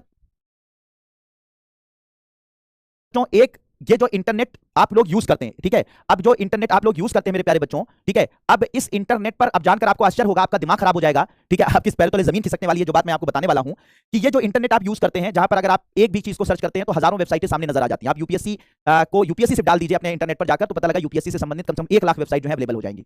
तो इतनी बड़ी इंटरनेट की दुनिया है, इतना सारा सामान पड़ा है, इतना सारी इंफॉर्मेशन पड़ी हुई है, हम सोचते हैं कितना पढ़ें, कितने इंटरनेट को एक्सेस करें, क्या इंटरनेट एक्सेस करें, इतना सारा सामान तो बड़ा है, इतना सारी चीजें पढ़ने को है, समझने को है, सोशल मीडिया है, मतलब इतना इंटरनेट हम लोग कहते हैं कि हम अपना पूरा, अगर एक इंसान अपनी पूरे जीवन को, ठीक है, अपने पूरे जीवन को अगर पूरे रोज एक वेबसाइट के बारे में अगर जानकारी ले तो पूरा जीवन खत्म हो जाएगा, वेबसाइट खत्म नहीं होगी, इतना इंटरनेट है। लेकिन मेरे प्यारे बच्चों ये बताइए, ये जो इंटरनेट है, ये समझिए, इतना इंटरनेट पर ज्ञान भरा पड़ा हुआ है, इंटरनेट पर इतनी इंफॉर्मेशन भरी पड़ी हुई है, पूरा इंटरनेट जो कि बिल्कुल पहाड़ जैसा दिखाई पड़ता है, बिल्कुल लगता है कि यार पूरा जीवन समाप्त हो जाएगा, लेकिन इंटरनेट की हर वेबसाइट तक पहुंच पाना असंभव है।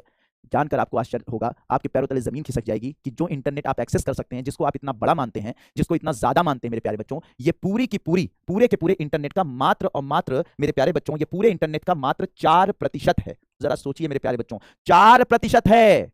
सोचो, जिस इंटरनेट को तुम लोग सोचते हो कितना बड़ा है कि हम पूरा जीवन खत्म हो जाए, हम ना उसे समझ पाएंगे, ठीक है, उसको हम नहीं पढ़ पाएंगे, उसको हम नहीं वो कर सकते हैं, वो पूरे इंटरनेट का मात्र 4% है। 4%। ठीक है, और इसे कहा जाता है सरफेस वेब। क्या कहा जाता है बच्चों? सरफेस वेब कहा जाता है। इसे सरफेस वेब के नाम से जाना जाता है, इसे सरफेस वेब के नाम से जाना जाता है। तो जो इंटरनेट एक आम जनता, समझिएगा मेरे प्यारे बच्चों, जो एक आम जनता, एक आम इंसान जिस इंटरनेट को यूज करता है हम सब, ये सरफेस वेब कहलाती है। ये मात्र 4% है। बाकी जो 96% है उसे हम आम इंसान इसको एक्सेस ही नहीं कर सकते। ठीक है, एक्सेस ही नहीं कर सकते, उसके बारे में हम पता ही नहीं लगा सकते हैं। अब उसमें क्या चीजें होती हैं? एक होता है, उसका होता है 90%, यानी 90% जो इंटरनेट होता है उसे मेरे प्यारे बच्चों बोलते हैं डीप वेब। क्या बोलते हैं बच्चों? Deep web. डीप वेब जो होता है, डीप वेब पर वो जानकारियां होती हैं जिन पर सरकारों का जो है वो क्या होता है कि सरकारों का जो है वो मतलब अधिकार होता है। ठीक है, तो इसमें सरकार है, ठीक है, सरकार है, इसके अलावा कंपनियां हैं, ठीक है, कंपनियां हैं, ठीक है, हॉस्पिटल हैं, ठीक है, हॉस्पिटल हैं, ठीक है, हॉस्पिटल हैं, ठीक है, हॉस्पिटल हैं, इन सब की जानकारी होती है। और जानकारी होती है यानी कि कुल मिलाकर यह है, इस तक हमारी कोई पहुंच नहीं होती। एक आम इंसान यहां तक नहीं पहुंच सकता, आम इंसान के पहुंच से बाहर होती है। ठीक है, तो आम इंसान के पहुंच से बाहर होती है ये इंफॉर्मेशन। ठीक है, जो पहुंच से बाहर होती है ये इंफॉर्मेशन, और इसे हम लोग क्या बोलते हैं बच्चों? डीप वेब कहते हैं। क्या बोलते हैं इसे? डीप वेब बोलते हैं। तो इस पर सरकारों का अधिकार होता है, कंपनियों का अधिकार होता है, हॉस्पिटल की जानकारियां होती हैं। ठीक है, और ठीक है, डीप, इसे क्या बोलते हैं? डीप वेब बोलते हैं। और ये पूरी इंटरनेट का 90% होता है। ठीक है, इतनी बात समझ में आ गई। तो सरफेस वेब आम जनता यूज करती है, 90% होता है। डीप वेब जिसे सरकार, कंपनी, हॉस्पिटल की जानकारियां होती हैं, ये आम इंसान के पहुंच से बाहर होती है। और एक ऐसा इंटरनेट की दुनिया है मेरे प्यारे बच्चों जिसको सुनकर आपकी होश उड़ जाने वाले हैं।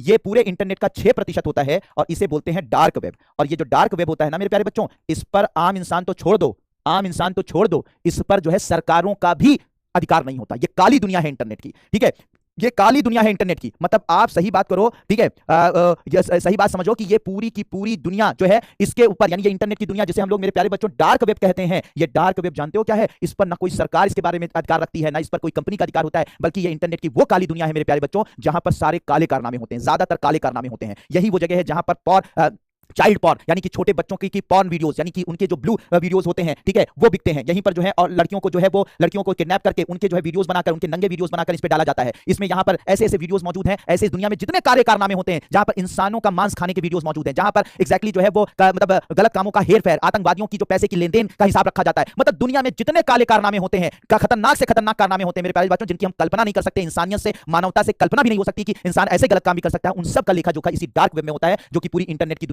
हैं, जिनकी मदद से हम इस दुनिया में जा तो सकते हैं, लेकिन इस दुनिया में जाने का मतलब यह है कि आप वहां पर पहुंचकर फंस भी सकते हैं। और बहुत सारी ऐसी इंफॉर्मेशन आप के बारे में या आप उनको दे देंगे जिससे कि आप फ्यूचर में मतलब कुछ गलत कामों में आप फंस सकते हैं। तो वहां पर ना जाने का प्रयास किया जाए तो वही जो है बेहतर होगा। ठीक है, तो ये डार्क वेब कहलाता है, ये 6% होता है। इसकी जो सबसे बड़ी मार्केट है, सबसे बड़ी मार्केट है, यानी कि इंटरनेट के इन काले कारनामों की जो सबसे बड़ी मार्केट है, उस पर सरकारों का, मतलब सरकार भी नहीं है, यहां पर पूरी सरकार को बदलने का प्लान कर लिया जाता है। अंदर ही अंदर पैसा देकर, जैसे अभी बांग्लादेश में पूरी सरकार बदल दी गई, तो हो सकता है, मतलब मैं ये नहीं कह रहा हूं, क्लेम कर रहा हूं ऐसा हुआ है, लेकिन एक्जैक्टली हो सकता है कि पैसे का लेन देन करके धीरे धीरे इसी डार्क वेब में क्या किया गया, पूरी सरकारों को बदल दिया जाता है। ठीक है, इस तरीके से काम किए जाते हैं। तो ये इतनी खतरनाक दुनिया है जिसके ठीक है, ये सारी चीजें। तो मार्केट, इसकी जो सबसे बड़ी मार्केट है उसे हाइड्रा कहते हैं। और इस हाइड्रा, ये जो हाइड्रा सबसे बड़ी मार्केट है, ये रशिया कंट्रोल करता है। इसे क्या करता है? रशिया कंट्रोल करता है, रूस इसे कंट्रोल करता है। तो रशिया में हाइड्रा नाम की मार्केट है, मतलब हाइड्रा मतलब इंटरनेट पर हाइड्रा की मार्केट है, जो डार्क वेब की सबसे बड़ी मार्केट कहलाती है, जिसे रशिया कंट्रोल करता है। और जब ये रशिया यूक्रेन वॉर हुआ था, तभी ये मार्केट लोगों के ये मतलब सामने पड़ी, तभी लोगों ने इसके बारे में खुद खोजना शुरू किया। तब लोगों को जानकारी हुई कि ये सबसे खतरनाक मार्केट है, जहां पर आप किसी भी गंदे वीडियोस को, ठीक है, न्यूड वीडियोस को, बहुत सारी चीजों को आप वहां से ले सकते हैं। और ऐसी चीजें पता चली दुनिया को जो पहले से पता नहीं थी। ठीक है बच्चों, तो ये चीज,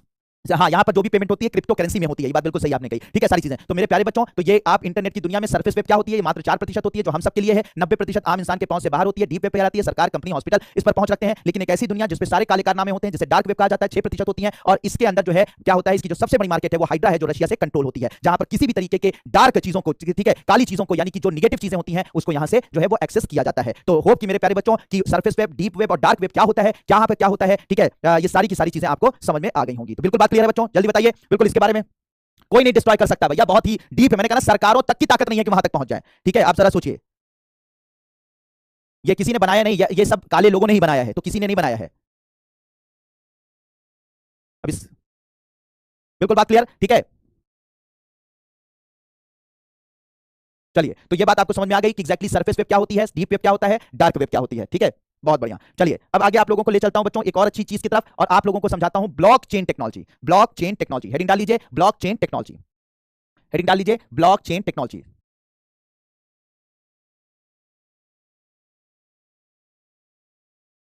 ठीक है, अब देखो बच्चों, अब हम लोग यहां पर बात करने जा रहे हैं ब्लॉकचेन टेक्नोलॉजी। काफी नाम सुना होगा आप लोगों ने, ठीक है, ब्लॉकचेन तकनीक।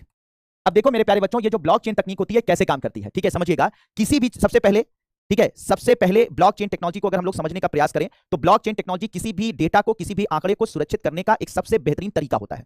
तो ब्लॉकचेन टेक्नोलॉजी क्या होती है, फिर से समझ लीजिए कि किस लिए इसका यूज किया जाता है बच्चों। ब्लॉकचेन टेक्नोलॉजी का जो यूज किया जाता है वो किसी भी चीज को सुरक्षित करने का, किसी भी डेटा को, किसी भी आंकड़े को सुरक्षित करने का एक सबसे बेहतरीन तरीका होता है। ठीक है, इतनी बात समझ में आ गई।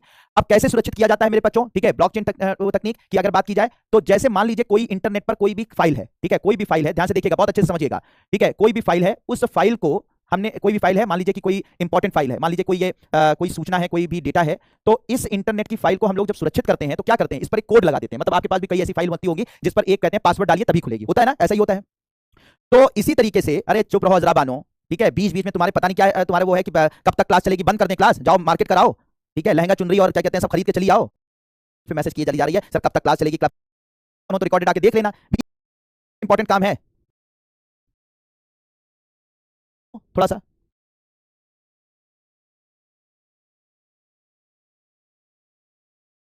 पढ़ाने का मतलब इंसान जान लगा कि यहाँ पे पढ़ा रहा, मेरा इंसान जो है सिर्फ तुम लोग, फिर से मैं बता रहा हूं, तो ब्लॉकचेन जो टेक्नोलॉजी बनाई गई है वो एग्जैक्टली किसी भी चीज को सुरक्षित, किसी भी डेटा को, किसी भी आंकड़े को, किसी भी फाइल को सुरक्षित, ठीक है, करने के लिए बनाई गई है। इधर से ध्यान देखिएगा। अब देखो मेरे प्यारे बच्चों, मैं कसम से बता रहा हूं, आप जाकर किताबों में पढ़कर ब्लॉकचेन टेक्नोलॉजी समझ लीजिएगा तो मुझसे मिलिएगा, सर फूट जाएगा, आंख और कान और नाक से खून निकल आएगा आपको समझने में, ठीक है, मुझे आपका स्तर पता है ना। तो यहां पे पढ़ा रहा हूं, समझा रहा हूं, बच्चों की तरह से एबीसीडी की तरह से समझ लो, नहीं तो लहंगा गरारा तो कभी भी पहन लोगे, लेकिन एग्जैक्टली ये ना समझ में आएगा। इधर देखो, तो ब्लॉकचेन टेक्नोलॉजी की अगर बात की जाए तो ये एक नई टेक्निक है जिसमें फाइलों को, गोपनीय फाइलों को, जो गोपनीय फाइलें हैं उनको सुरक्षित रखने का एक तरीका है ये, ठीक है मेरे प्यारे बच्चों, ध्यान से सुनिएगा, सुरक्षित करने का तरीका है। अब यहां पर क्या होता है कि जैसे किसी फाइल को आप लोग, जैसे कोई मान लो जैसे आधार है, अब आधार को आपके पास भेजा जाता है तो इंटरनेट वो क्या होता है, पासवर्ड प्रोटेक्टेड होता है, ठीक है, पासवर्ड प्रोटेक्टेड होता है, तो उसमें आपसे पासवर्ड मांगा जाता है, जैसे कि आपने पासवर्ड डाल दिया कि एबीसीडी, ठीक है, तो वो खुल जाता है ना, ऐसे ही तो होता है। तो कोई भी फाइल जब आपके पास भेजी जाती है तो वो क्या होता है कि पासवर्ड प्रोटेक्टेड होता है और उसमें पासवर्ड आपको बता दिया जाता है, तो पासवर्ड से आपको वो फाइल खुल जाती है, ठीक है, यही होता है। लेकिन मेरे प्यारे बच्चों ध्यान दीजिएगा कि अगर ये पासवर्ड किसी दूसरे को पता हो जाए, मान लो कि तुम्हारे किसी दुश्मन को पता हो जाए कि पासवर्ड यही है, कहीं गलती से उसने उस पासवर्ड को पढ़ लिया, तो फिर क्या वो भी खोल सकता है, नहीं खोल सकता है, तो आसानी से ये सारी की सारी चीजें ओपन हो जाएंगी, आपके डेटा को, आपके आंकड़े को पढ़ा जा सकता है, उसको समझा जा सकता है, हो सकता है नहीं हो सकता है। अब यहीं पर काम करती है भाई साहब ब्लॉकचेन टेक्नोलॉजी। ब्लॉकचेन टेक्नोलॉजी में जब कोई फाइल बनाई जाएगी उसको एक पासवर्ड दिया जाएगा, मान लो जो पासवर्ड दे दिया गया ABC, ये इसका पासकोड है, ठीक है, इसे पासकोड कहा जाएगा, ये पासवर्ड कहा गया, और इस पासकोड को हम लोग जानते हो क्या बोलते हैं इंटरनेट, उसमें टेक्निकल रूप से इसे हैश कहा जाता है। क्या बोला जाता है बच्चों, इसे हैश कहा जाता है, ठीक है। तो मान लीजिए हैश या पासवर्ड ABC हमने दे दिया इस फाइल को, ठीक है, बात समझ में आ रही है। अब क्या होता है कि जब इस फाइल को आप किसी दूसरे को ट्रांसफर करते हो, ये फाइल को दूसरे को ट्रांसफर करोगे, ये फाइल किसी दूसरे इंसान के पास पहुंची, तो जैसे ये फाइल दूसरे को तुमने ट्रांसफर कर दिया कि भैया तुम इस पासवर्ड को डालकर इस फाइल को पढ़ सकते हो, तो वो जैसे पासवर्ड पढ़ेगा, मतलब पासवर्ड डालेगा ABC, ठीक है, ABC जैसे पासवर्ड डालेगा, अभी तक क्या होता था, आपकी फाइल का पासवर्ड किसी को पता है, उसने पासवर्ड डाला, पासवर्ड फाइल खुल गई, उसने पढ़ लिया। लेकिन यहां पर ये नहीं होगा मेरे प्यारे बच्चों, यहीं पर खेल शुरू होता है। जैसे आपने पासवर्ड डाला, जैसे आपने ये हैश डाला ABC, ये फाइल खुलेगी नहीं, ये फाइल खुलने से पहले परमिशन मांगेगी, यानी आपके पास जिसने इस फाइल को क्रिएट किया है या इस फाइल में जो हैश दिया है, पासवर्ड दिया है, उसके पास एक परमिशन मांगेगी, यानी एक मैसेज जाएगा, ठीक है, आपके पास जिसने इस फाइल को ट्रांसफर किया है दूसरे को, कि क्या आप इसे परमिट करते हैं इस फाइल को खोलने के लिए। तो मतलब पहले क्या था, पासवर्ड डाला, किसी ने भी कुछ भी पढ़ लिया, लेकिन यहां पर क्योंकि मैंने फाइल क्रिएट की है और मैंने पासवर्ड डाला है, तो जैसे आप ब्लॉकचेन टेक्नोलॉजी में आप दूसरे को फाइल भेजेंगे, सिर्फ पासवर्ड डालने से काम नहीं चलेगा, बल्कि उस पासवर्ड डालने के बाद परमिशन ग्रांट करने के लिए, परमिशन लेने के लिए मैसेज मेरे पास आएगा, और मैं जब समझ लूंगा कि नहीं मैंने जिसको दिया था उसी के पास ये फाइल है और वही इस पासवर्ड को मतलब पासवर्ड डाल के खोल रहा है, जब मैं पूरी तरह से इत्मीनान कर दूंगा, तो जब ये पासवर्ड को जब मैं इसको अप्रूव करूंगा तभी ये फाइल खुल सकती है, ठीक है, फाइल खुलेगी। इससे क्या होगा, बिना मेरे परमिशन के मेरा दोस्त भी इस फाइल को नहीं देख सकता। इतनी बात क्लियर हो गई बच्चों। अब क्या होगा, ये जो दूसरा दोस्त है, अब इसको और प्रोटेक्टेड करने के लिए एक पासवर्ड और बढ़ा देगा इसमें, मान लीजिए ABC हमने बनाया था, तो ABCD इसमें उसने कुछ जोड़ दिया, मान लीजिए फाइल में एक पॉइंट और जोड़ दिया, अब इसको एक कोड वर्ड से और ये प्रोटेक्टेड कर देगा, ठीक है बच्चों। अब ये फाइल मान लीजिए किसी तीसरे व्यक्ति को भेजी जाती है, ठीक है, ये किसी तीसरे व्यक्ति को भेजी जाती है, अब इसका कोड है ABCD बता दिया गया उसको। अब ये ABCD जब कोड बता दिया गया तो जब तीसरा व्यक्ति इसको खोलने की कोशिश करेगा तो पहले परमिशन आएगी, ठीक है, पहले परमिशन इस पहले व्यक्ति के पास अप्रूवल के लिए जाएगा और फिर उसके बाद दूसरी परमिशन इस दूसरे व्यक्ति के लिए अप्रूवल पे के लिए जाएगा। आप जब दोनों परमिट करोगे, ठीक है, ये परमिट कर देगा, हाँ फाइल खोल सकते हो, ये भी परमिट कर देगा, फाइल खोल सकते हो, तभी ये तीसरा व्यक्ति इस फाइल को खोल सकता है और इसमें चीजों को पढ़ सकता है या इसमें चीजों को ऐड कर सकता है, ठीक है, ये ऐड कर सकता है। यानी इस चेन में जो लोग भी जुड़े होंगे, जो इसमें कुछ कंट्रीब्यूट कर रहे होंगे, उनके बिना परमिशन से ये फाइलें नहीं खुल सकती हैं, ठीक है। अब मान लीजिए चौथे को कर दिया, अब इसमें इसने कोड वर्ड और डाल दिया, ABCDE हो गया, ये पांचवें चौथे इंसान के पास गई, ये फाइल पहुंची। अब ये फाइल जब चौथे इंसान के पास गई तो वो कोड वर्ड डालेगा, ABCDE डाल दिया। अब जैसे कोड वर्ड डालेगा, एक मैसेज इसके पास, एक मैसेज इसके पास अप्रूवल का और एक मैसेज इसके पास अप्रूवल का चला जाएगा। जब तक इस चेन में जुड़े हुए तीनों लोग जो है परमिट नहीं करेंगे, तब तक ये फाइल नहीं खुल सकती, कोई नहीं देख सकता, क्योंकि सबने इसमें कंट्रीब्यूट किया है, तो सबके पास अधिकार है परमिशन देने का। जब तक ये तीनों परमिट नहीं करेंगे, ये फाइल नहीं खुल सकती है। तो इससे आप देख रहे हैं मेरे प्यारे बच्चों कि आपकी फाइल इतनी ज्यादा सुरक्षित होगी कि जब तक ब्लॉक में हर व्यक्ति इसको परमिट नहीं करेगा, ये नहीं खुल सकती है। इससे गोपनीयता, इससे जो निष्ठा होगा कितनी एक्सट्रीम लेवल की बना के रखी जाएगी। और सबसे बड़ी बात यह है, ये सारी फाइल्स जो होती है वो एक तरीके के ब्लॉक में अरेंज है, ब्लॉक में अरेंज है, और ये किससे जुड़ा हुआ है? एक चेन से जुड़ा हुआ है। इस चेन में जब तक सब परमिट नहीं करेंगे तब तक ये फाइल नहीं खुल सकती है। इसी वजह से इस पूरी की पूरी टेक्नोलॉजी को ब्लॉकचेन टेक्नोलॉजी की कहा जाता है। क्या कहा जाता है मेरे प्यारे बच्चों? ब्लॉकचेन टेक्नोलॉजी कहा जाता है। तो ब्लॉकचेन टेक्नोलॉजी क्या है मेरे प्यारे बच्चों? ब्लॉकचेन टेक्नोलॉजी किसी भी फाइल, किसी भी डेटा को सुरक्षित करने का एक नायाब तरीका है, जिसमें क्या होता है, इंफॉर्मेशन ब्लॉक के फॉर्म में चलती है और सारी की सारी इंफॉर्मेशन एक चेन से जुड़ी होती है। जब तक कि सारी चेन जो है वो इस चीज को अप्रूव नहीं करेगी तब तक इंफॉर्मेशन को देखा या सुना या जाना नहीं जा सकता है। इसे ही मेरे प्यारे बच्चों ब्लॉकचेन टेक्नोलॉजी के नाम से जानते हैं। अब इसका ठीक है, अब इसका वो हाँ स्टेप बाय स्टेप वेरिफिकेशन। अब बात समझने की कोशिश करो। मान लो कि आपका कोई एक्सरे रिपोर्ट है, मान लीजिए समझने की कोशिश करो। मान लो आपकी एक्सरे रिपोर्ट है। अब एक्सरे रिपोर्ट को आप एक डॉक्टर को भेजना चाहते हो, आपने डॉक्टर को भेज दिया, आप चाहते हैं कि आपके डॉक्टर के अलावा इसके बारे में इंफॉर्मेशन कोई ना जाने मेरे स्वास्थ्य के बारे में। तो फाइनली आपके डॉक्टर ने पासवर्ड डाला और उसके बाद आपके पास अप्रूवल के लिए गया, ये फाइल खोल के उसने देख लिया, इसमें उसने अपने कमेंट लिख दिए और वो चाहता है किसी दूसरे डॉक्टर को भी अप्रूवल ले लिया जाए, देख लिया जाए, दिखा लिया जाए, सेकंड ओपिनियन ले लिया जाए। वो उसने उस फाइल को दूसरे डॉक्टर को भेज दिया। दूसरा डॉक्टर क्या करेगा? आपसे परमिशन लेगा, इनसे परमिशन, मतलब आप सोचो मेरी फाइल है, ऐसा नहीं है कि ये डॉक्टर किसी डॉक्टर से पूछ के ये काम कर ले, नहीं भैया, मेरे से भी परमिशन लो कि तुम देख सकते हो कि नहीं देख सकते हो। फिर वो तो जब मैं परमिशन देख लूंगा तो वो आपकी फाइल खुल जाएगी, वो अपना ऐड कर देगा। ऐसे किसी इस तरीके से, चाहे वो मेडिकल रिकॉर्ड हो, चाहे आपका पैसा हो, चाहे आपकी गुप्त इंफॉर्मेशन हो, ठीक है, चाहे आपका वोट हो, किसी भी चीज को मेरे प्यारे बच्चों सुरक्षित किया जा सकता है इस ब्लॉकचेन टेक्नोलॉजी की मदद से। इस तरीके से मेरे प्यारे बच्चों इस ब्लॉकचेन टेक्नोलॉजी काम करती है और आज इसका उपयोग पूरी दुनिया में हो रहा है। तो होप मेरे प्यारे बच्चों यही चीज जिसको तुम सर पटक कर किताबों में पढ़ने की कोशिश कर रहे होगे, मुझे लगता है कि बहुत ही जो बिल्कुल कह रहा हूं ना कि मैं कह रहा हूं, जो सोया हुआ भी आदमी होगा, अगर समझने की कोशिश कर रहा होगा तो समझ में आ गई होगी। तो बिल्कुल बात समझ में आ रही, बिल्कुल हाँ ठीक है, बिल्कुल बात समझ में नहीं। देखो पहला भी व्यक्ति तब तक नहीं वो कर सकता है जब तक कि सबकी परमिशन ना हो, क्योंकि सबने कुछ ना कुछ ऐड किया है ना। बात समझ में आ रही है? तो सब इस चेन के अंदर सब लोग जो जुड़े हुए हैं वो सब जब तक परमिट नहीं करेंगे तब तक सारा काम नहीं होगा। ठीक है, बात समझ में आ गई? अरे ऐसे स्क्रीनशॉट कैसे ले सकते हो? ठीक है, स्क्रीनशॉट भी बैन होता है। तो बिल्कुल बात क्लियर बच्चों, बिल्कुल बात क्लियर। ब्लॉकचेन टेक्नोलॉजी क्या होती है, बिल्कुल बात क्लियर।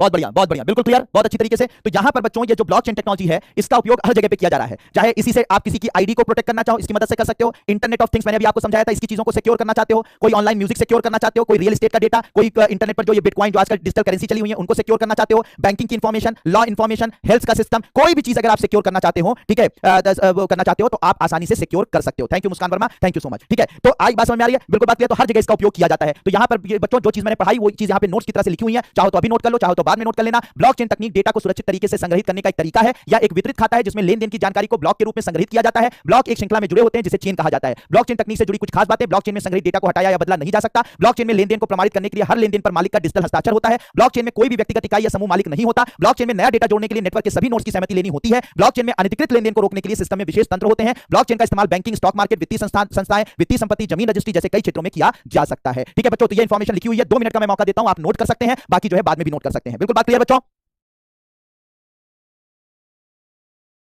ये पूरी इंफॉर्मेशन जो तुमको बोल बोल के लिखवाता था वो यहीं पर क्या कहते हैं स्क्रीन पर लिख दिया है। ठीक है, नोट करना हो नोट कर लो, बाद में नोट करना हो तो बाद में नोट कर लेना। ठीक है, बिल्कुल। कॉन्सेप्ट सबसे इंपॉर्टेंट क्या है, नोट करने से ज्यादा इंपॉर्टेंट है आपको कॉन्सेप्ट समझ में आ जाना, और मुझे नहीं लगता कि किसी को कॉन्सेप्ट में कोई दिक्कत होगी। ठीक है, बिल्कुल कॉन्सेप्ट क्लियर हो गया होगा।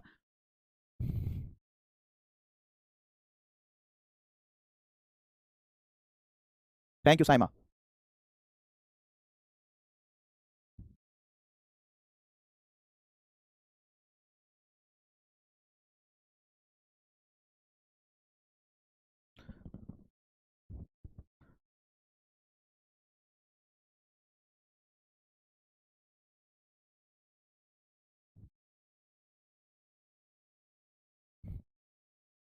तो ये चीज समझ गए। अब यही जो ब्लॉकचेन होता है बच्चों, इसी ब्लॉकचेन पर आजकल क्या काम की जा रही है, बहुत सुरक्षित, ठीक है, इसी ब्लॉकचेन पर आजकल जो है बहुत सुरक्षित डिजिटल करेंसीज बनाई जा रही हैं, जिन्हें हम लोग क्या नाम देते हैं बच्चों, जिसे हम लोग क्रिप्टो करेंसी कहते हैं। क्रिप्टो का मतलब ये होता है कि वो एक क्रिप्टो यानी कि इनक्रिप्टेड, इनक्रिप्टेड का मतलब कोडेड डेटा, यानी कि एग्जैक्टली क्रिप्टो करेंसी भी इसी ब्लॉकचेन टेक्नोलॉजी पर आधारित है। क्रिप्टो करेंसी कुछ ऐसी वैसी चीज नहीं है मेरे प्यारे बच्चों। क्रिप्टो करेंसी जो होती है वो क्रिप्टो करेंसी जो होती है एक प्रकार का डेटा ही है, एक प्रकार के कोर्स ही हैं, कंप्यूटर कोर्स हैं, जिनको हाई परफॉर्मेंस कंप्यूटर से तैयार किया जाता है। जो बहुत ज्यादा उन्नत किस्म के कंप्यूटर होते हैं उन्हीं से इसको तैयार किया जाता है। तो याद रखिएगा बच्चों, ये जो क्रिप्टो करेंसी आजकल आप लोग नाम सुन रहे हैं, बिटकॉइन का नाम सुन रहे हैं, इथेरियम का नाम सुन रहे हैं, डॉज कॉइन का नाम सुन रहे हैं, तो ये जो है कुछ और नहीं है बल्कि क्या है, कंप्यूटर से जो हाई परफॉर्मेंस कंप्यूटर होते हैं, एचपीसी जिन्हें बोला जाता है, ये हाई परफॉर्मेंस कंप्यूटर से उत्पन्न हुआ एक तरीके का क्या है बच्चों, ये डेटा है। और यही जो डेटा होता है मेरे प्यारे बच्चों, इसको ब्लॉकचेन टेक्नोलॉजी की मदद से सुरक्षित किया जाता है, जिससे कि इसका उपयोग या इसका दुरुपयोग कोई ना कर ले, वही करे जो इसका मालिक हो या जो इस चेन से जुड़ा हुआ हो, वही इसका उपयोग करे। तो इसे ही हम लोग क्या बोलते हैं, क्रिप्टो करेंसी के नाम से जानते हैं। तो क्रिप्टो करेंसी क्या होता है मेरे प्यारे बच्चों, हाई परफॉर्मेंस कंप्यूटर या जो बहुत उन्नत किस्म के कंप्यूटर होते हैं उन्हीं से उत्पन्न एक डेटा होता है, जिसको ब्लॉकचेन टेक्नोलॉजी की मदद से सुरक्षित किया जाता है और इसको एज अ करेंसी यूज किया जाता है, इसको एज अ लेन-देन में यूज किया जाता है। यानी आपसे मैंने मान लीजिए एक फ्रिज खरीदी, तो उस फ्रिज के बदले में मैं आपको ये पर्टिकुलर कंप्यूटर कोड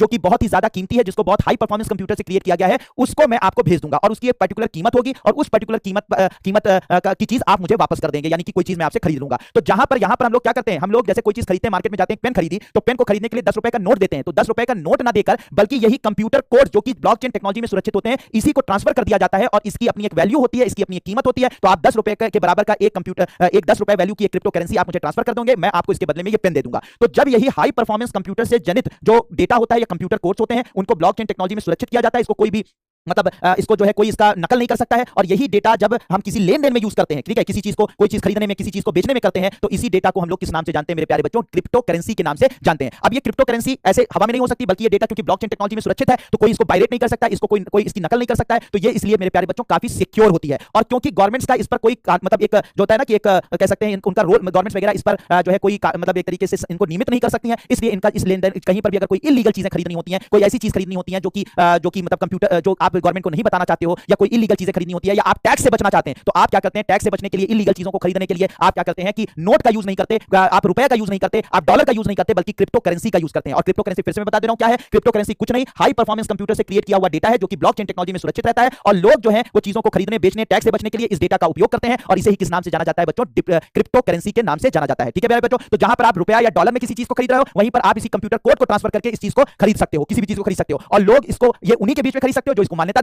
देते हैं, यानी कि इसमें ना कोई सरकार का वो जोर चलता है, मतलब सरकार से आप टैक्स बचाना चाहते हो, सरकार की नजर से चीजों को चुरा कर खरीदना चाहते हो, तो आप जो है इस क्रिप्टो करेंसी का उपयोग कर सकते हो। ठीक है बच्चों, तो कुल मिलाकर मेरे प्यारे बच्चों क्रिप्टो करेंसी, ठीक है, इसका वैल्यू एक लिमिट होता है, इसकी वैल्यू जो है वो कोई नहीं नियंत्रित करता, बल्कि एक लिमिट है। जैसे बिटकॉइन है, वो 1 अरब डॉलर के करीब मान लीजिए कि उसको मतलब 1 अरब डॉलर की कीमत की सिर्फ उसको बनाया जा सकता है, उससे ज्यादा नहीं बन सकती है। तो ये मार्केट में उतनी ही अवेलेबल रहती है, एक नियमित एक लिमिट है उसकी, उतनी ही अवेलेबल होती है। तो जब मार्केट में इसकी डिमांड बढ़ती है, तो इसका प्राइस भी क्या होता है मेरे प्यारे बच्चों? बढ़ता जाता है। ठीक है बच्चों, तो कुल मिलाकर क्रिप्टो करेंसी क्या है, ये बात आपको होप की समझ में आ गई होगी। इसका भी नोट मैंने यहां पर लिख दिया है कि क्रिप्टो करेंसी डिजिटल या वर्चुअल मुद्रा है, या क्रिप्टोग्राफी से सुरक्षित होती है, जिसे इसे नकली बनाना या दोबारा खर्च करना मुश्किल होता है। क्रिप्टो करेंसी के बारे में कुछ और बातें, क्रिप्टो करेंसी की कोई किसी केंद्रीय प्राधिकरण द्वारा जारी नहीं किया जाता, क्रिप्टो करेंसी को विकेंद्रीकृत नेटवर्क पर रखा जाता है, ठीक है, जिस पर किसी का कंट्रोल नहीं होता, मतलब किसी सरकार वगैरह का कंट्रोल नहीं होता। क्रिप्टो करेंसी के लेनदेन को ब्लॉकचेन तकनीक से रिकॉर्ड किया जाता है। क्रिप्टो करेंसी के लेनदेन को ट्रैक करने और स्टोर करने के लिए ब्लॉकचेन टेक्नोलॉजी का इस्तेमाल किया जाता है। क्रिप्टो करेंसी को खरीदने के लिए आमतौर पर क्रेडिट कार्ड या दूसरे तरीकों से वास्तविक पैसे का इस्तेमाल करना होता है। क्रिप्टो करेंसी को खनन करके भी बनाया जा सकता है, इसके लिए खनन हार्डवेयर और सॉफ्टवेयर की जरूरत होती है। क्रिप्टो करेंसी को खरीदने बेचने के लिए कई एप्लीकेशन उपलब्ध है। अब ये जो क्रिप्टो करेंसी माइनिंग होती है, इसे क्या बोला जाता है? Crypto currency mining. ये क्या होता है? किसी कंप्यूटर से, जैसे बच्चों होता है हाई परफॉर्मेंस कंप्यूटर से, ठीक है,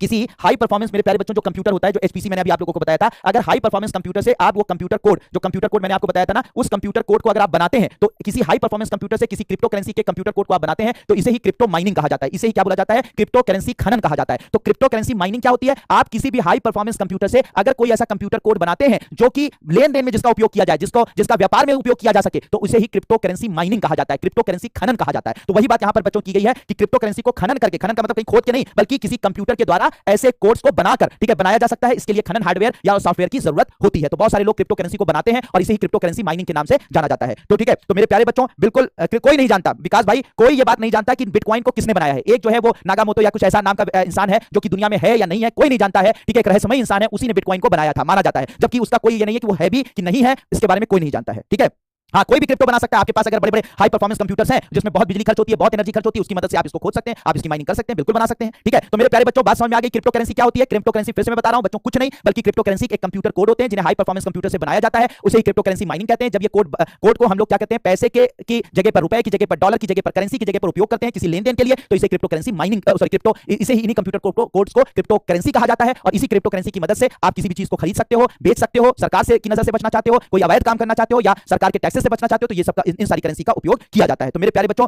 नहीं, कोई गवर्नमेंट इसकी वैल्यू तय नहीं कर सकती है। ठीक है, कोई नहीं। तो मेरे प्यारे बच्चों, बिल्कुल समझ में आ गया। ये सारी चीजें बड़ी कॉम्प्लेक्स है, लेकिन मेरे प्यारे बच्चों अगर समझ में आ गया तो समझ लो आज धन्य हो गया मैं कि आपको मैं समझा पाया। ठीक है, तो बिल्कुल बात क्लियर।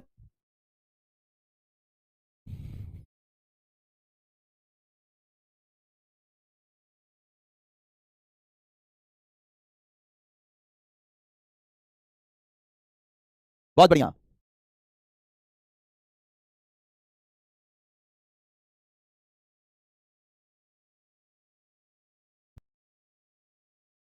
करारा और खरीदने के लिए चली गई, पूछते पूछते अब तुम भी लगता है डांट खाना चाहती हो। ठीक है, मान्यता नहीं देते तो पता नहीं गुप्त अवस्था में पता नहीं क्या क्या हो रहा होता है, इसलिए हमने अभी इसको मान्यता दे दी है। चलो बच्चों, ठीक है, चलिए ये बात पता हो गई। चलिए अब हम लोग बात करते हैं बच्चों एक बहुत इंपॉर्टेंट टॉपिक, ऑप्टिकल फाइबर की। किसकी बात करने जा रहे हैं बच्चों? नहीं, बैन नहीं है, क्रिप्टो करेंसी का इंडिया में बैन नहीं है, बस टैक्सेस ज्यादा लगा दिए गए हैं। मतलब अगर कोई क्रिप्टो करेंसी में आपको आप एक्सचेंज करते हैं, ठीक है, और अगर क्रिप्टो करेंसी को आप मतलब इससे कोई खरीदते हैं, फरोख्त मतलब कुछ करते हैं, और अगर इससे आपको कोई फायदा होता है, तो आपका जितना भी फायदा होगा उसमें 30% का टैक्स आपको गवर्नमेंट को देना पड़ेगा। तो ये सारी चीजें हैं, ठीक है। तो ये बैन नहीं है इंडिया में, ठीक है, बात समझ में आ रही है? चलो, तो अब यहां पर बात की जाए ऑप्टिकल फाइबर, ठीक है, ऑप्टिकल फाइबर। तो देखो मेरे प्यारे बच्चों कि अगर कहीं पर भी आपको ब्रॉडबैंड कनेक्शन देना है, ठीक है, ब्रॉडबैंड कनेक्शन, ब्रॉडबैंड कनेक्शन कुछ लोग पूछ रहे थे पहले, फिर समझ लें, ब्रॉडबैंड या इंटरनेट कनेक्शन। तो कोई ऐसा इंटरनेट कनेक्शन, समझिएगा मेरे प्यारे बच्चों कि कोई ऐसा इंटरनेट कनेक्शन या कोई ऐसा ब्रॉडबैंड कनेक्शन जिसकी मदद से आप इंटरनेट का उपयोग कई तरीकों से कर सकें। मान लीजिए आपके घर में कोई कनेक्शन इंटरनेट का गया है जिसकी मदद से आप वेबसाइट को भी एक्सेस कर सकें, साथ ही साथ ठीक है, ठीक है, वो कोई बात नहीं अजरा, डांट खाना भी एक बहुत बड़ा जो है वो दुआ होती है किसी किसी टीचर। अगर आप माँ बाप का डांट खाते हैं, आप टीचर की डांट खाते हैं, तो एक तरीके की दुआ है वो आपको लग रही है, ठीक है। और मैं जिन्हें डांटता हूं उनको उनके सफल होने की गारंटी काफी रहती है, तो इसलिए आप पढ़िए। चलिए, तो अब यहाँ पर बात की जाए, तो अगर बात यहाँ पर की जाए तो बच्चों किसी भी इंटरनेट कनेक्शन की मदद से, अगर किसी भी, बहुत बिल्कुल स्पष्ट रखिए कॉन्सेप्ट, किसी भी इंटरनेट कनेक्शन की मदद से अगर आप इंटरनेट का कई तरीके से उपयोग कर सकें, आपके घर में मान लो इंटरनेट का कनेक्शन आया है जिसकी मदद से आप इंटरनेट पर मतलब नेट का भी यूज कर सकें, आप क्लास भी कर सकें, आप टीवी भी देख लें, ठीक है, टीवी भी देख लें, और इंटरनेट का जो और भी उपयोग होता है वो सब कर सकें, तो ऐसे इंटरनेट कनेक्शन को हम लोग ब्रॉडबैंड कनेक्शन कहते हैं। ब्रॉडबैंड कनेक्शन का मतलब ऐसा होता है कि इंटरनेट का वह कनेक्शन जिसकी मदद से विभिन्न तरीके के कार्य इंटरनेट से जुड़े हुए कार्य किए जा सके, उसे ब्रॉडबैंड कनेक्शन के नाम से जानते हैं। फिर से सुन लीजिए मैंने क्या बताया, समझ लीजिएगा कि मैंने क्या बताया। मैंने ये बताया कि कोई भी इंटरनेट का कनेक्शन, कोई भी इंटरनेट का कनेक्शन जिससे इंटरनेट की बहुत सारी सुविधाएं ली जा सके, आप टीवी देख सकिए, आप उससे जो है वो इंटरनेट एक्सेस कर सकिए, आप उससे मतलब क्लासेस कर सकिए, तो इस तरीके के कनेक्शन को हम लोग ब्रॉडबैंड कनेक्शन के नाम से जानते हैं, ठीक है मेरे प्यारे बच्चों। तो ब्रॉडबैंड कनेक्शन क्या होता है? एक तरीके का इंटरनेट कनेक्शन है जो कि आपके बहुत सारे जो है वो इंटरनेट से जुड़ी हुई जो भी क्या कहते हैं सुविधाएं हैं वो आपको प्रोवाइड करता है, ठीक है। अब यहां पर समझिए कि अगर ब्रॉडबैंड और इंटरनेट के कनेक्शन को देने के दो तरीके हो सकते हैं आपके घरों तक। एक तो होता है सैटेलाइट, ठीक है, क्या होता है बच्चों? सैटेलाइट। तो सैटेलाइट वह तरीका होता है जिसकी मदद से ब्रॉडबैंड कनेक्शन दिए जा सकते हैं आपके घर पर, ठीक है, सैटेलाइट से सीधे जो है आपके घरों तक ब्रॉडबैंड कनेक्शन दिया जा सकता है। लेकिन मेरे प्यारे बच्चों ये काफी महंगा होता है और हर देश के पास इतनी ताकत नहीं है, ना इतनी ताकत है, ना वो टेक्नोलॉजी है जिसकी मदद से वो सैटेलाइट को भेजे, सैटेलाइट को भेजकर जो है वो ब्रॉडबैंड या इंटरनेट का कनेक्शन जो है वो ले सके, ठीक है। तो बच्चों ब्रॉडबैंड कनेक्शन या इंटरनेट कनेक्शन, ठीक है, इंटरनेट कनेक्शन जो है वो देने का एक तरीका सैटेलाइट होता है, लेकिन ये काफी महंगा होता है और हर देश के पास ये ताकत नहीं है ब्रॉडबैंड मतलब सैटेलाइट की मदद से ये ब्रॉडबैंड कनेक्शन देने की। तो दूसरा जो सबसे सस्ता, सबसे बेहतर तरीका होता है उसे बच्चों बोलते हैं ओएफ। ओएफ का मतलब होता है ऑप्टिकल फाइबर। क्या बोलते हैं मेरे प्यारे बच्चों? Optical fibre. तो दूसरा जो तरीका होता है इंटरनेट के कनेक्शन को देने का, उसे हम लोग ऑप्टिकल फाइबर के नाम से जानते हैं। यह ऑप्टिकल फाइबर का जो तरीका होता है वो काफी सस्ता है, ठीक है। एक साथ बहुत सारे लोगों को, एक साथ बहुत सारे कनेक्शन दिए जा सकते हैं, बहुत सारे लोगों को कनेक्ट किया जा सकता है, ठीक है, कनेक्शन दिए जा सकते हैं, ठीक है। तो सस्ता होता है, एक साथ बहुत सारे कनेक्शन दिए जा सकते हैं, किसी भी तापमान पर यह काम कर सकता है। किसी भी तापमान पर मतलब यह है कि इसको -60 डिग्री सेल्सियस से लेकर,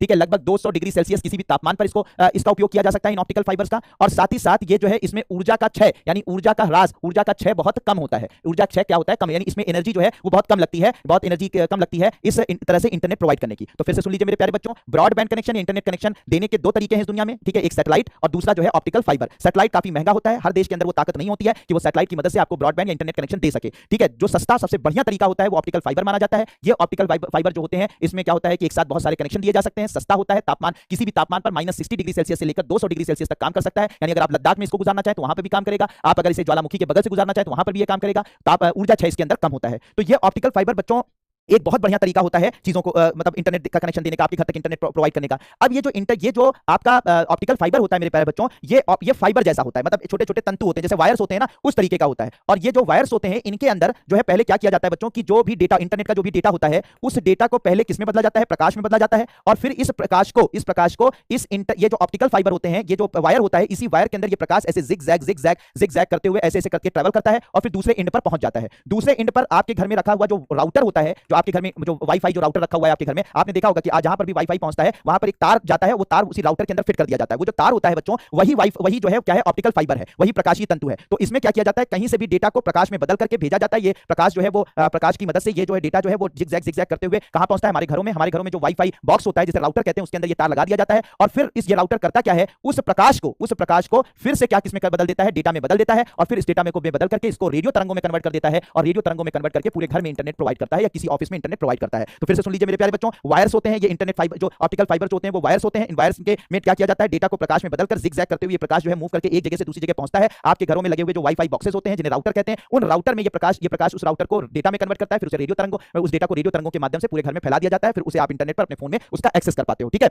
ठीक है। तो इस तरीके से, ठीक है, इस तरीके से बच्चों ये ऑप्टिकल फाइबर जो होता है, ठीक है, ये काम करता है। हाँ, आपने देखा होगा, ठीक है। तो इस तरीके से अब ये ऑप्टिकल फाइबर मेरे प्यारे बच्चों अगर देखा जाए तो ये ऑप्टिकल फाइबर कुछ इस तरीके से दिखता है, इस तरीके से होते हैं। ये देखिए ऑप्टिकल फाइबर इस तरीके से दिखता है, ये पूरा का पूरा ऑप्टिकल फाइबर दिखता है। इसमें बहुत सारी कोटिंग होती है, इसकी ऊपरी जो कोटिंग होती है उसे क्लैडिंग कहते हैं, ठीक है। इनर जो कोटिंग होती है उसे कोर कहते हैं, ठीक है। ये जो है क्या कहलाता है बच्चों, ये कहलाता है आपका कोर, ठीक है। ये जो बीच वाला है ये क्या कहलाता है, कोर। ये होता है ग्लास से, ये किससे बना होता है बच्चों, ये पूरा का पूरा जो है वो शीशे से बना होता है। किससे बना होता है, शीशे या ग्लास से बना हुआ फाइबर होता है। किससे बना हुआ फाइबर होता है बच्चों, ये ग्लास से बना फाइबर होता है, ठीक है। बीच में इसे कोर कहते हैं, इसके ऊपर जो परत होती है इसे क्लैडिंग कहते हैं, ठीक है, इसे क्लैडिंग कहते हैं। और प्रकाश इस यानी डेटा जो है प्रकाश के माध्यम से ऐसे जिगजैग करते हुए दूसरे इन पर पहुंचता है। दूसरे इन पर पहुंचकर इसे फिर क्या किया जाता है, रिसीव किया जाता है। फिर इस प्रकाश को किसमें बदल दिया जाता है, रेडियो तरंगों में बदल दिया जाता है। यानी डेटा को रेडियो तरंगों में बदलकर पूरे घर में इसको फैला दिया जाता है या पूरे ऑफिस में फैला दिया जाता है। आगे समझ में। और इसमें जो एक चीज और याद रखिएगा मेरे प्यारे बच्चों कि इसमें जो प्रकाश चलता है ऐसे जिगजैग करके चलता है, ये एक प्रकाश का एक फेनोमेना होता है जिसे हम लोग बोलते हैं पूर्ण आंतरिक परावर्तन, ठीक है। तो प्रकाश इसमें जो चलता है वो किस प्रकाश के एक फेनोमेना के आधार पर चलता है जिसे हम लोग पूर्ण आंतरिक परावर्तन कहते हैं। पूर्ण आंतरिक परावर्तन कहते हैं, पूर्ण आंतरिक परावर्तन या टोटल इंटरनल रिफ्लेक्शन कहते हैं। टोटल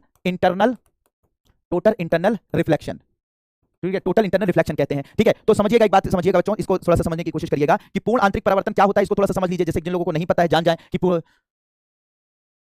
ठीक है, समझ लीजिएगा। हाँ, ठीक है। अब इसको पूर्ण आंतरिक परावर्तन को समझ लीजिए बच्चों, क्या होता है। होता क्या है कि जब भी प्रकाश, देखो जैसे ये मान लीजिए प्रकाश, जब एक माध्यम है, दो माध्यम है, मान लीजिए कि ये हवा है, ठीक है, ये हवा है और ये जो है पानी है। ध्यान से देखिएगा बच्चों, इसको आज प्रकाश का एक फेनोमेना भी समझ लो, ठीक है। एक जो है प्रकाश का एक कह सकते हैं कि एक घटना भी समझ लो, ठीक है। तो मान लीजिए यहाँ पर हवा है, नीचे पानी है, ये दोनों माध्यम है। अगर पानी को देखा जाए तो पानी के अणु करीब करीब है। पानी के अणु क्या है बच्चों, करीब करीब है। अगर तुलनात्मक रूप से देखें हवा से, तो हवा के अणु क्या क्या है बच्चों, दूर दूर है। प्रकाश जो पानी के अणु है वो क्या है बच्चों, करीब करीब है, ठीक है। तो अगर हम हवा और पानी की तुलना करें मेरे प्यारे बच्चों, हवा और पानी की तुलना करें तो हवा में कण दूर दूर है और पानी में कण जो है, पानी के कण करीब करीब है। तो जिसके कण तुलनात्मक रूप से ज्यादा दूर दूर होते हैं उसे हम लोग बोलते हैं विरल माध्यम। क्या बोलते हैं बच्चों, विरल माध्यम। तो हवा क्या है, विरल माध्यम है। अगर इन दोनों की तुलना करें तो, ठीक है, तुलनात्मक रूप से देखते हैं, अगर हम दो माध्यमों की तुलना करें हवा और पानी की, तो उसमें जो हवा होती है वो विरल माध्यम कहलाएगी, क्योंकि तुलनात्मक रूप से देखा जाए तो पानी जो है, पानी जो माध्यम है उससे हवा का जो माध्यम है उसके अणु काफी दूर दूर है, ठीक है। पानी का माध्यम जो है वो उसे क्या बोलेंगे, सघन माध्यम। क्या कहा जाएगा बच्चों, सघन माध्यम कहा जाएगा। तो याद रखिएगा बच्चों, अगर हम दो माध्यमों की तुलना करें तो उसमें दोनों माध्यमों में हम ये देखेंगे कि किसके अणु करीब करीब है, किसके अणु दूर दूर है। तो जिसके करीब करीब है उसे सघन माध्यम कहेंगे और जिसके कंपैरेटिवली दूर दूर है तो उन्हें विरल माध्यम कहेंगे। तो हवा हो गई विरल माध्यम और पानी हो गया सघन माध्यम। तो याद रखिएगा मेरे प्यारे बच्चों, अगर हम एक इमेजिनरी लाइन खींच दें, एक ऐसे ही होती नहीं है लेकिन एक इमेजिनरी लाइन, यानी कि एक तरीके से क्या बोलते हैं उसको, कि एक तरीके से काल्पनिक रेखा खींच दे, एक काल्पनिक रेखा हम लोग खींच दिए, इसे हम लोग नॉर्मल कहेंगे या इसे हम लोग क्या बोलेंगे, अभिलंब कहेंगे। क्या कहेंगे मेरे प्यारे बच्चों, अभिलंब कहेंगे। तो ये नॉर्मल एक, अगर मान लीजिए दो माध्यम है, मान लीजिए कि ये हवा है और ये पानी है और इसके इन दोनों माध्यमों के बीच में एक ऐसी इमेजिनरी एक काल्पनिक रेखा हमने खींच दी जिसे क्या नाम दे दिया, अभिलंब कह दिया, ठीक है। क्या है ये, नॉर्मल है या अभिलंब है, ठीक है मेरे प्यारे बच्चों। इतनी बात समझ में आ गई। ये होती नहीं है रेखा, बस इसको हमने कल्पना किया, कल्पना, अकल्पनीय रेखा है, ठीक है। तो अगर मेरे प्यारे बच्चों, अगर प्रकाश कभी भी सघन माध्यम से विरल माध्यम में जाता है, सघन माध्यम से विरल माध्यम में जाता है, तो प्रकाश हमेशा सीधी रेखा में चलता है, लेकिन ये सीधी रेखा में नहीं जाकर ये क्या होता है, प्रकाश अपने अभिलंब से थोड़ा सा झुक जाता है, ऐसे चला जाता है, ऐसे। तो प्रकाश में याद रखिएगा हमेशा मेरे प्यारे बच्चों कि जब भी सघन माध्यम से विरल माध्यम में जाता है तो प्रकाश सीधी रेखा में ना जाकर थोड़ा सा ये जो बीच की लाइन है, ये जो काल्पनिक रेखा है, इससे दूर चला जाता है। इसे हम लोग क्या बोलते हैं, अपवर्तन कहते हैं। क्या बोलते हैं, रिफ्रैक्शन। लाइट का क्या बोलते हैं, रिफ्रैक्शन कहते हैं, ठीक है। तो रिफ्रैक्शन की वजह से ये प्रकाश सीधी रेखा में ना जाकर थोड़ा सा अभिलंब से दूर चला जाता है, ठीक है, अभिलंब से दूर चला जाता है, ठीक है। इतनी बात समझ में आ गई। अगर इसी प्रकार यही प्रकाश मेरे प्यारे बच्चों थोड़ा सा और ऐसे एंगल से गुजारा जाए, ऐसे तो ये और झुकेगा, और झुकेगा तो ये बिल्कुल ऐसे ऐसे चलाएगा, मतलब अगर ऐसे जा रहा है ऐसे झुक जा रहा है, और अगर इसका एंगल और बढ़ा दें तो ये ऐसे झुक जाएगा, ठीक है बच्चों। और अगर मान लो प्रकाश को थोड़ा सा और इसको झुकाया जाए, मतलब थोड़ा सा और एंगल से ऐसे झुकाया जाए, ठीक है, ऐसे झुकाया जाए, मतलब इसका इनके बीच में कोण और बढ़ा दिया जाए, और कोण बढ़ा दिया जाए तो प्रकाश क्या होगा बच्चों, पहले ऐसे ऐसे था, फिर झुका ऐसे हो गया, फिर इसके एंगल को जैसे मैंने थोड़ा और बढ़ाया तो ये नीचे की तरफ, यानी कि इसी सघन माध्यम में ही क्या हो जाएगा बच्चों, वापस आ जाएगा। तो प्रकाश क्या होता है, जब सघन माध्यम से विरल माध्यम में भेजा जाता है तो कभी कभी ऐसे कोण पर भेजा जाता है जिससे कि वो सघन माध्यम से विरल माध्यम की तरफ जाता तो है, लेकिन सघन से विरल में ना जाकर अपने ही माध्यम में अपवर्तन के कारण झुक जाता है, अपने ही माध्यम में वापस लौट आता है, अपने ही माध्यम में वापस लौट आता है। तो इसी प्रक्रिया को हम लोग क्या बोलते हैं बच्चों, पूर्ण आंतरिक परावर्तन कहा जाता है, ठीक है, पूर्ण आंतरिक परावर्तन कहा जाता है, ठीक है। पूर्ण आंतरिक परावर्तन या टोटल इंटरनल रिफ्लेक्शन या TIR कहा जाता है, टोटल इंटरनल रिफ्लेक्शन या पूर्ण आंतरिक परावर्तन के नाम से जाना जाता है। तो मेरे प्यारे बच्चों इसी फेनोमेना को हम लोग पूर्ण आंतरिक परावर्तन कहते हैं। ये कभी कब होता है, जब सघन माध्यम से प्रकाश को विरल माध्यम में भेजा जाता है, तो ये प्रकाश के में अपवर्तन के कारण प्रकाश जो है वो सघन माध्यम से जाकर वापस सघन माध्यम में ही वापस आने लगे, तो इसी को क्या बोलते हैं बच्चों, पूर्ण आंतरिक परावर्तन बोलते हैं। इसी को क्या बोलते हैं मेरे प्यारे बच्चों, टोटल इंटरनल रिफ्लेक्शन बोलते हैं, ठीक है, टोटल इंटरनल रिफ्लेक्शन के नाम से जाना जाता है। तो यहां पर क्या है बच्चों, इधर देखिएगा, अब ये अगर टोटल, ये बताइए टोटल इंटरनल रिफ्लेक्शन समझ में आ गया सबको, बिल्कुल बात क्लियर कि टोटल इंटरनल रिफ्लेक्शन क्या होता है, पूर्ण आंतरिक परावर्तन क्या होता है, बिल्कुल बात क्लियर सब लोगों को, पूर्ण आंतरिक परावर्तन बिल्कुल बात क्लियर सबको कि पूर्ण आंतरिक परावर्तन क्या होता है। कभी भी विरल माध्यम से सघन माध्यम में प्रकाश जाएगा तो ये नहीं होगा पूर्ण आंतरिक परावर्तन, लेकिन अगर सघन माध्यम से विरल माध्यम में जाएगा तो सघन माध्यम में जाकर प्रकाश सघन माध्यम में ही वापस आ जाए, तो इसे हम लोग क्या बोलते हैं, पूर्ण आंतरिक परावर्तन कहते हैं। बिल्कुल बात क्लियर मेरे प्यारे बच्चों, ठीक है, बहुत बढ़िया, बहुत शानदार, बहुत जबरदस्त, बिल्कुल क्लियर। चलो अब देखो प्यारे बच्चों, ठीक है, अब देखो जो हमारा ऑप्टिकल फाइबर होता है, ऑप्टिकल फाइबर होता है, ऑप्टिकल फाइबर का जो मिड होता है, आप लोगों को मैंने दिखाया था ना कि जो ऑप्टिकल फाइबर का जो बीच वाला भाग होता है उसे बोलते हैं कोर, ठीक है। और कोर को हमेशा कैसा बनाया जाता है, सघन बनाया जाता है, ठीक है। और इसके ऊपर जो कोटिंग होती है ये भी ग्लास से बनी हुई कोटिंग होती है, शीशे से बनी होती है, ये होती है आपकी क्या बोलती है, इसे क्लैडिंग कहा जाता है। जैसे आप लोगों को मैंने बताया था क्लैडिंग, क्लैडिंग क्या होती है बच्चों, विरल होती है, क्या होती है, विरल होती है। तो ये दो देखिए यहां पर आपको दिखाया गया ना, यहां पर ये जो ऊपरी ऊपरी परत होती है इसे क्लैडिंग कहा जाता है, बीच वाली अंदर वाली को कोर कहा जाता है, ठीक है। और ये दोनों ग्लास से बनी होती हैं। अब इसमें जो कोर होता है मेरे प्यारे बच्चों ये होता है सघन, और क्लैडिंग जो इसके किनारे वाला भाग होता है ये होता है विरल, ठीक है। बात समझ में आ रही है। तो अब यहां पर, ठीक है, अब यहां पर क्या होता है कि प्रकाश को मेरे प्यारे बच्चों, इस प्रकाश को, ठीक है, इस प्रकाश को क्या किया जाता है, पहले डेटा को हमने प्रकाश में बदला, और इस प्रकाश को क्या होता है कोर में हम डालते हैं, इस कोर में डालते हैं। और जब कोर में प्रकाश को डाला जाता है तो कोर सघन माध्यम है, सघन से प्रकाश विरल में जाना तो चाहता है लेकिन पूर्ण आंतरिक परावर्तन के कारण यह वापस सघन में लौट आता है। फिर सघन से विरल माध्यम में यानी क्लैडिंग में जाना तो चाहता है लेकिन इसको ऐसे एंगल पर, मतलब ऐसा इसको बनाया जाता है कि ये सघन से विरल में ना जाकर पूर्ण आंतरिक परावर्तन होकर फिर से सघन में वापस हो जाता है। फिर ये जाना तो चाहता है विरल में लेकिन फिर से पूर्ण आंतरिक परावर्तन के कारण फिर सघन में लौट आता है, फिर सघन में, फिर सघन में, ऐसे ही जिगजैग करते हुए ये दूसरे एंड पर ये प्रकाश बाहर आ जाता है। तो इसी वजह से यानी पूर्ण आंतरिक परावर्तन के कारण ही डेटा को प्रकाश में बदल करके कोर के अंदर से गुजारा जाता है, और कोर क्योंकि सघन होता है ये विरल होता है, पूर्ण आंतरिक परावर्तन की वजह से ये सघन से होते हुए विरल में जाना तो चाहता है, इन कोर से क्लैडिंग में जाना तो चाहता है लेकिन पूर्ण आंतरिक परावर्तन के फेनोमेना की वजह से ये वापस सघन में आ जाता है, फिर सघन में, फिर सघन में, सघन में, ऐसे करते हुए जिगजैग करते हुए ये प्रकाश दूसरे एंड पर निकल जाता है, ठीक है। तो इस तरीके से मेरे प्यारे बच्चों पूर्ण आंतरिक परावर्तन के कारण डेटा को प्रकाश में बदल करके जो है वो प्रकाशीय तंतुओं यानी ऑप्टिकल फाइबर के अंदर ऐसे जिगजैग करते हुए ये बाहर निकलता है, ठीक है। और फिर दूसरे एंड पर क्या होता है, राउटर के अंदर इसको फिट कर दिया जाता है इस वायर को, ठीक है, इस वो वायर में फिट कर दिया जाता है, और फिर क्या होता है वो जो है इस प्रकाश को फिर से डेटा में परिवर्तित करके रेडियो तरंगों में परिवर्तित कर दिया जाता है। तो इस तरीके से मेरे प्यारे बच्चों कि ये जो पूरा का पूरा जो आपका ऑप्टिकल फाइबर होता है डेटा को यानी ब्रॉडबैंड कनेक्शन को या ब्रॉडबैंड या इंटरनेट को एक स्थान, इंटरनेट डेटा को एक स्थान से दूसरे स्थान भेजने का कार्य करता है। अब मेरे प्यारे बच्चों लास्ट चीज समझ लीजिए, इसके बाद आपकी क्लास ऑफ कर दूंगा, अच्छे से समझ लीजिए, थोड़ा सा और हिम्मत रखिए। ये सारी बात समझ में आ गई, टोटल इंटरनल रिफ्लेक्शन समझ में आ गया, पूर्ण आंतरिक परावर्तन में करते हुए कैसे प्रकाश जो है डेटा जो है प्रकाश में बदलकर कैसे एक जगह से दूसरी जगह ट्रेवल करता है कोर के अंदर यानी प्रकाशीय तंतुओं के कोर के अंदर, ये बात समझ में आ गई। अगर ये सारी बातें मेरे प्यारे बच्चों समझ में आ गई, ईमानदारी से बता दीजिए, तो लास्ट चीज में बताकर इस क्लास को एंड कर दूंगा, ठीक है। बिल्कुल बात समझ में आ गई मेरे प्यारे बच्चों, नहीं टूटती नहीं, काफी फ्लेक्सिबल होती है मनु, ठीक है, बिल्कुल बात क्लियर हुई प्यारे बच्चों, बहुत बढ़िया। अब देखो मेरे प्यारे बच्चों, अब क्योंकि ब्रॉडबैंड कनेक्शन देने का एक सबसे सस्ता, मैंने आपको बताया सबसे सस्ता सबसे बेहतर तरीका क्या है, ऑप्टिकल फाइबर है, मैंने आपको बताया। तो ये जो ऑप्टिकल फाइबर है इन्हीं की मदद से भारत और पूरे विश्व में, ठीक है, ठीक है, भारत और, ठीक है, अब आपको बात समझ में आ गई, ठीक है, कोई बात नहीं ममता, अभी झूठ मत बोलो, ईमानदारी से समझ लो, ठीक है। अब यहां पर मेरे प्यारे बच्चों ऑप्टिकल फाइबर, ठीक है, ऑप्टिकल फाइबर की अगर बात की जाए तो ब्रॉडबैंड कनेक्शन देने का एक तरीका होता है, मैंने आपको बताया, यानी इंटरनेट कनेक्शन देने का तरीका ऑप्टिकल फाइबर का है। और ऑप्टिकल फाइबर कैसे काम करता है, टोटल इंटरनेट रिफ्लेक्शन पर काम करता है, डेटा को प्रकाश में बदलकर भेजा जाता है, ये सब बात आपको समझा दिया। अब मेरे प्यारे बच्चों, अब इसी तरीके से पूरे विश्व में ब्रॉडबैंड कनेक्शन देने के लिए हम लोग ऑप्टिकल फाइबर का यूज कर रहे हैं। एक देश से दूसरे देश इंटरनेट भेजने के लिए समुद्रों के नीचे से पाइपलाइन गुजारी जाती है, वहां पर इंटरनेट देने की कोशिश की जाती है, आ रही बात समझ में, इंटरनेट देने की कोशिश की जाती है। अब भारत में मेरे प्यारे बच्चों, भारत में भी इसी ऑप्टिकल फाइबर की मदद से इंटरनेट कनेक्शन देने की कोशिश की जा रही है। हमारे यहाँ हम तो सैटेलाइट भी भेज देते हैं, सैटेलाइट की मदद से भी इंटरनेट का कनेक्शन दे रहे हैं, और सैटेलाइट के साथ साथ हम लोग ऑप्टिकल फाइबर की मदद से भी इंटरनेट कनेक्शन दे रहे हैं, ठीक है, इंटरनेट कनेक्शन दे रहे हैं। आ रही बात समझ में। अब यहाँ पे मजाक मत लो, ठीक है, ममता ने जो मजाक करना था कर लिया, तुम लोग मजाक नूतन और ये सब मजाक मत करो, यहाँ ध्यान से समझो, ये हवा नहीं लगेगी, ठीक है। अब यहां पर अगर बात की जाए तो भारत में भी ऑप्टिकल फाइबर की मदद से इंटरनेट कनेक्शन देने की कोशिश की जा रही है, ठीक है। और इसके लिए एक प्रोग्राम चलाया गया मेरे प्यारे बच्चों जिसे NOFN कहा गया, NOFN, national optical fibre networking, ठीक है, नेशनल ऑप्टिकल फाइबर नेटवर्क, ठीक है। और इसी नेशनल ऑप्टिकल फाइबर नेटवर्क का दूसरा नाम आपको दे दिया गया है, ठीक है, भारत नेट परियोजना, भारत नेट प्रोजेक्ट या भारत नेट परियोजना कहा गया है। तो भारत नेट परियोजना इसी का दूसरा नाम क्या है, मतलब NOFN, national optical fibre network या भारत नेट परियोजना। अब ये जो मेरे प्यारे बच्चों भारत नेट परियोजना है, ठीक है, इसका एम क्या है, इसका लक्ष्य क्या है मेरे प्यारे बच्चों, इसका लक्ष्य क्या है, इसका लक्ष्य है कि हम भारत में 1,75,000, ठीक है, सॉरी 2 लाख, हम लोग भारत में लगभग 2.5 लाख ग्राम पंचायत हैं। भारत में कितनी ग्राम पंचायत है बच्चों, ग्राम पंचायत है भारत में 2,50,000 ग्राम पंचायत लगभग हैं। उन 2.5 लाख ग्राम पंचायत को 2 MBPS से लेकर, ठीक है, लगभग 100 MBPS की स्पीड का ब्रॉडबैंड कनेक्शन पहुंचाना, ठीक है, ब्रॉडबैंड कनेक्शन पहुंचाना। तो ब्रॉडबैंड कनेक्शन देने के लिए हर गांव में, हर ग्राम पंचायत में ब्रॉडबैंड कनेक्शन देने के लिए 2 MBPS से लेकर 100 MBPS तक का ब्रॉडबैंड कनेक्शन देने के लिए भारत में NOFN की शुरुआत की गई, नेशनल ऑप्टिकल फाइबर नेटवर्क की शुरुआत की गई, भारत नेट प्रोजेक्ट की शुरुआत की गई। कब से ये शुरुआत हुई, 2011 से, ठीक है, 2011 से इसकी शुरुआत हुई। और अब भारत में लगभग ये परियोजना कंप्लीट होने वाली है, कंप्लीट अभी पूरी तरह से कंप्लीट नहीं है लेकिन कंप्लीट होने वाली है, जहां पर ब्रॉडबैंड कनेक्शन दिया जा रहा है पूरे भारतवर्ष में 2.5 लाख ग्राम पंचायतों को इसी क्या ऑप्टिकल फाइबर नेटवर्क के जरिए। ठीक है, बात समझ आ रही है? तो ओवरऑल मेरे प्यारे बच्चों की 2,50,000 लगभग 2,50,000 ग्राम पंचायतों की मदद से भारत नेट परियोजना की मदद से हम लोग क्या कर रहे हैं कि इंटरनेट ब्रॉडबैंड कनेक्शन देने की कोशिश कर रहे हैं। शुरुआती दौर में 2 एमबीपीएस की स्पीड होगी, 2 एमबीपीएस से 10 एमबीपीएस की स्पीड होगी, बाद में इसको अपग्रेड करके 100 एमबीपीएस तक करने की का हम लोगों ने प्लान किया है। ठीक है बच्चों, तो ये याद रखिएगा कि भारत में ऑप्टिकल फाइबर के जरिए भारत में किस परियोजना के तहत भारत में हर ग्राम पंचायत तक ब्रॉडबैंड कनेक्शन की कोशिश की जा रही है। तो याद रखिएगा 2011 से शुरू किया गया एनओएफएन प्रोजेक्ट, भारत नेट प्रोजेक्ट जो है इस पर काम कर रहा है। 2.5 लाख ग्राम पंचायतों को 2 एमबीपीएस में शुरुआती दौर में, बाद में इसको अपग्रेड करके 100 एमबीपीएस तक का ब्रॉडबैंड कनेक्शन देने की कोशिश की जा रही है। अभी तक लगभग 80 से 90% काम पूरा हो चुका है और माना यह जा रहा है कि बहुत जल्दी जो है इस ब्रॉडबैंड कनेक्शन को पूरे देश में हम पहुंचा देंगे। ठीक है, पहुंचा देंगे। तो याद रखिएगा इस प्रोजेक्ट के बारे में मेरे प्यारे बच्चों। होप कि ये सारी चीजें आपको समझ में आ गई होंगी। ठीक है, तो आज के लिए मेरे प्यारे बच्चों इतनी बात आप याद रखिएगा। अब इसके आगे के जो टॉपिक्स हैं जो हम लोग नेक्स्ट क्लास में पढ़ेंगे, नेक्स्ट क्लास आपको अनाउंस कर दी जाएगी, हो सकता है इसी वीक में हो या हो सकता है सैटरडे संडे को हो, आपको अनाउंस कर दी जाएगी, जिसमें हम लोग बहुत इंपॉर्टेंट बच्चों हम लोग पढ़ेंगे किसके बारे में, हम लोग पढ़ेंगे मेरे प्यारे बच्चों, ठीक है, सुपर कंप्यूटर्स, आर्टिफिशियल इंटेलिजेंस,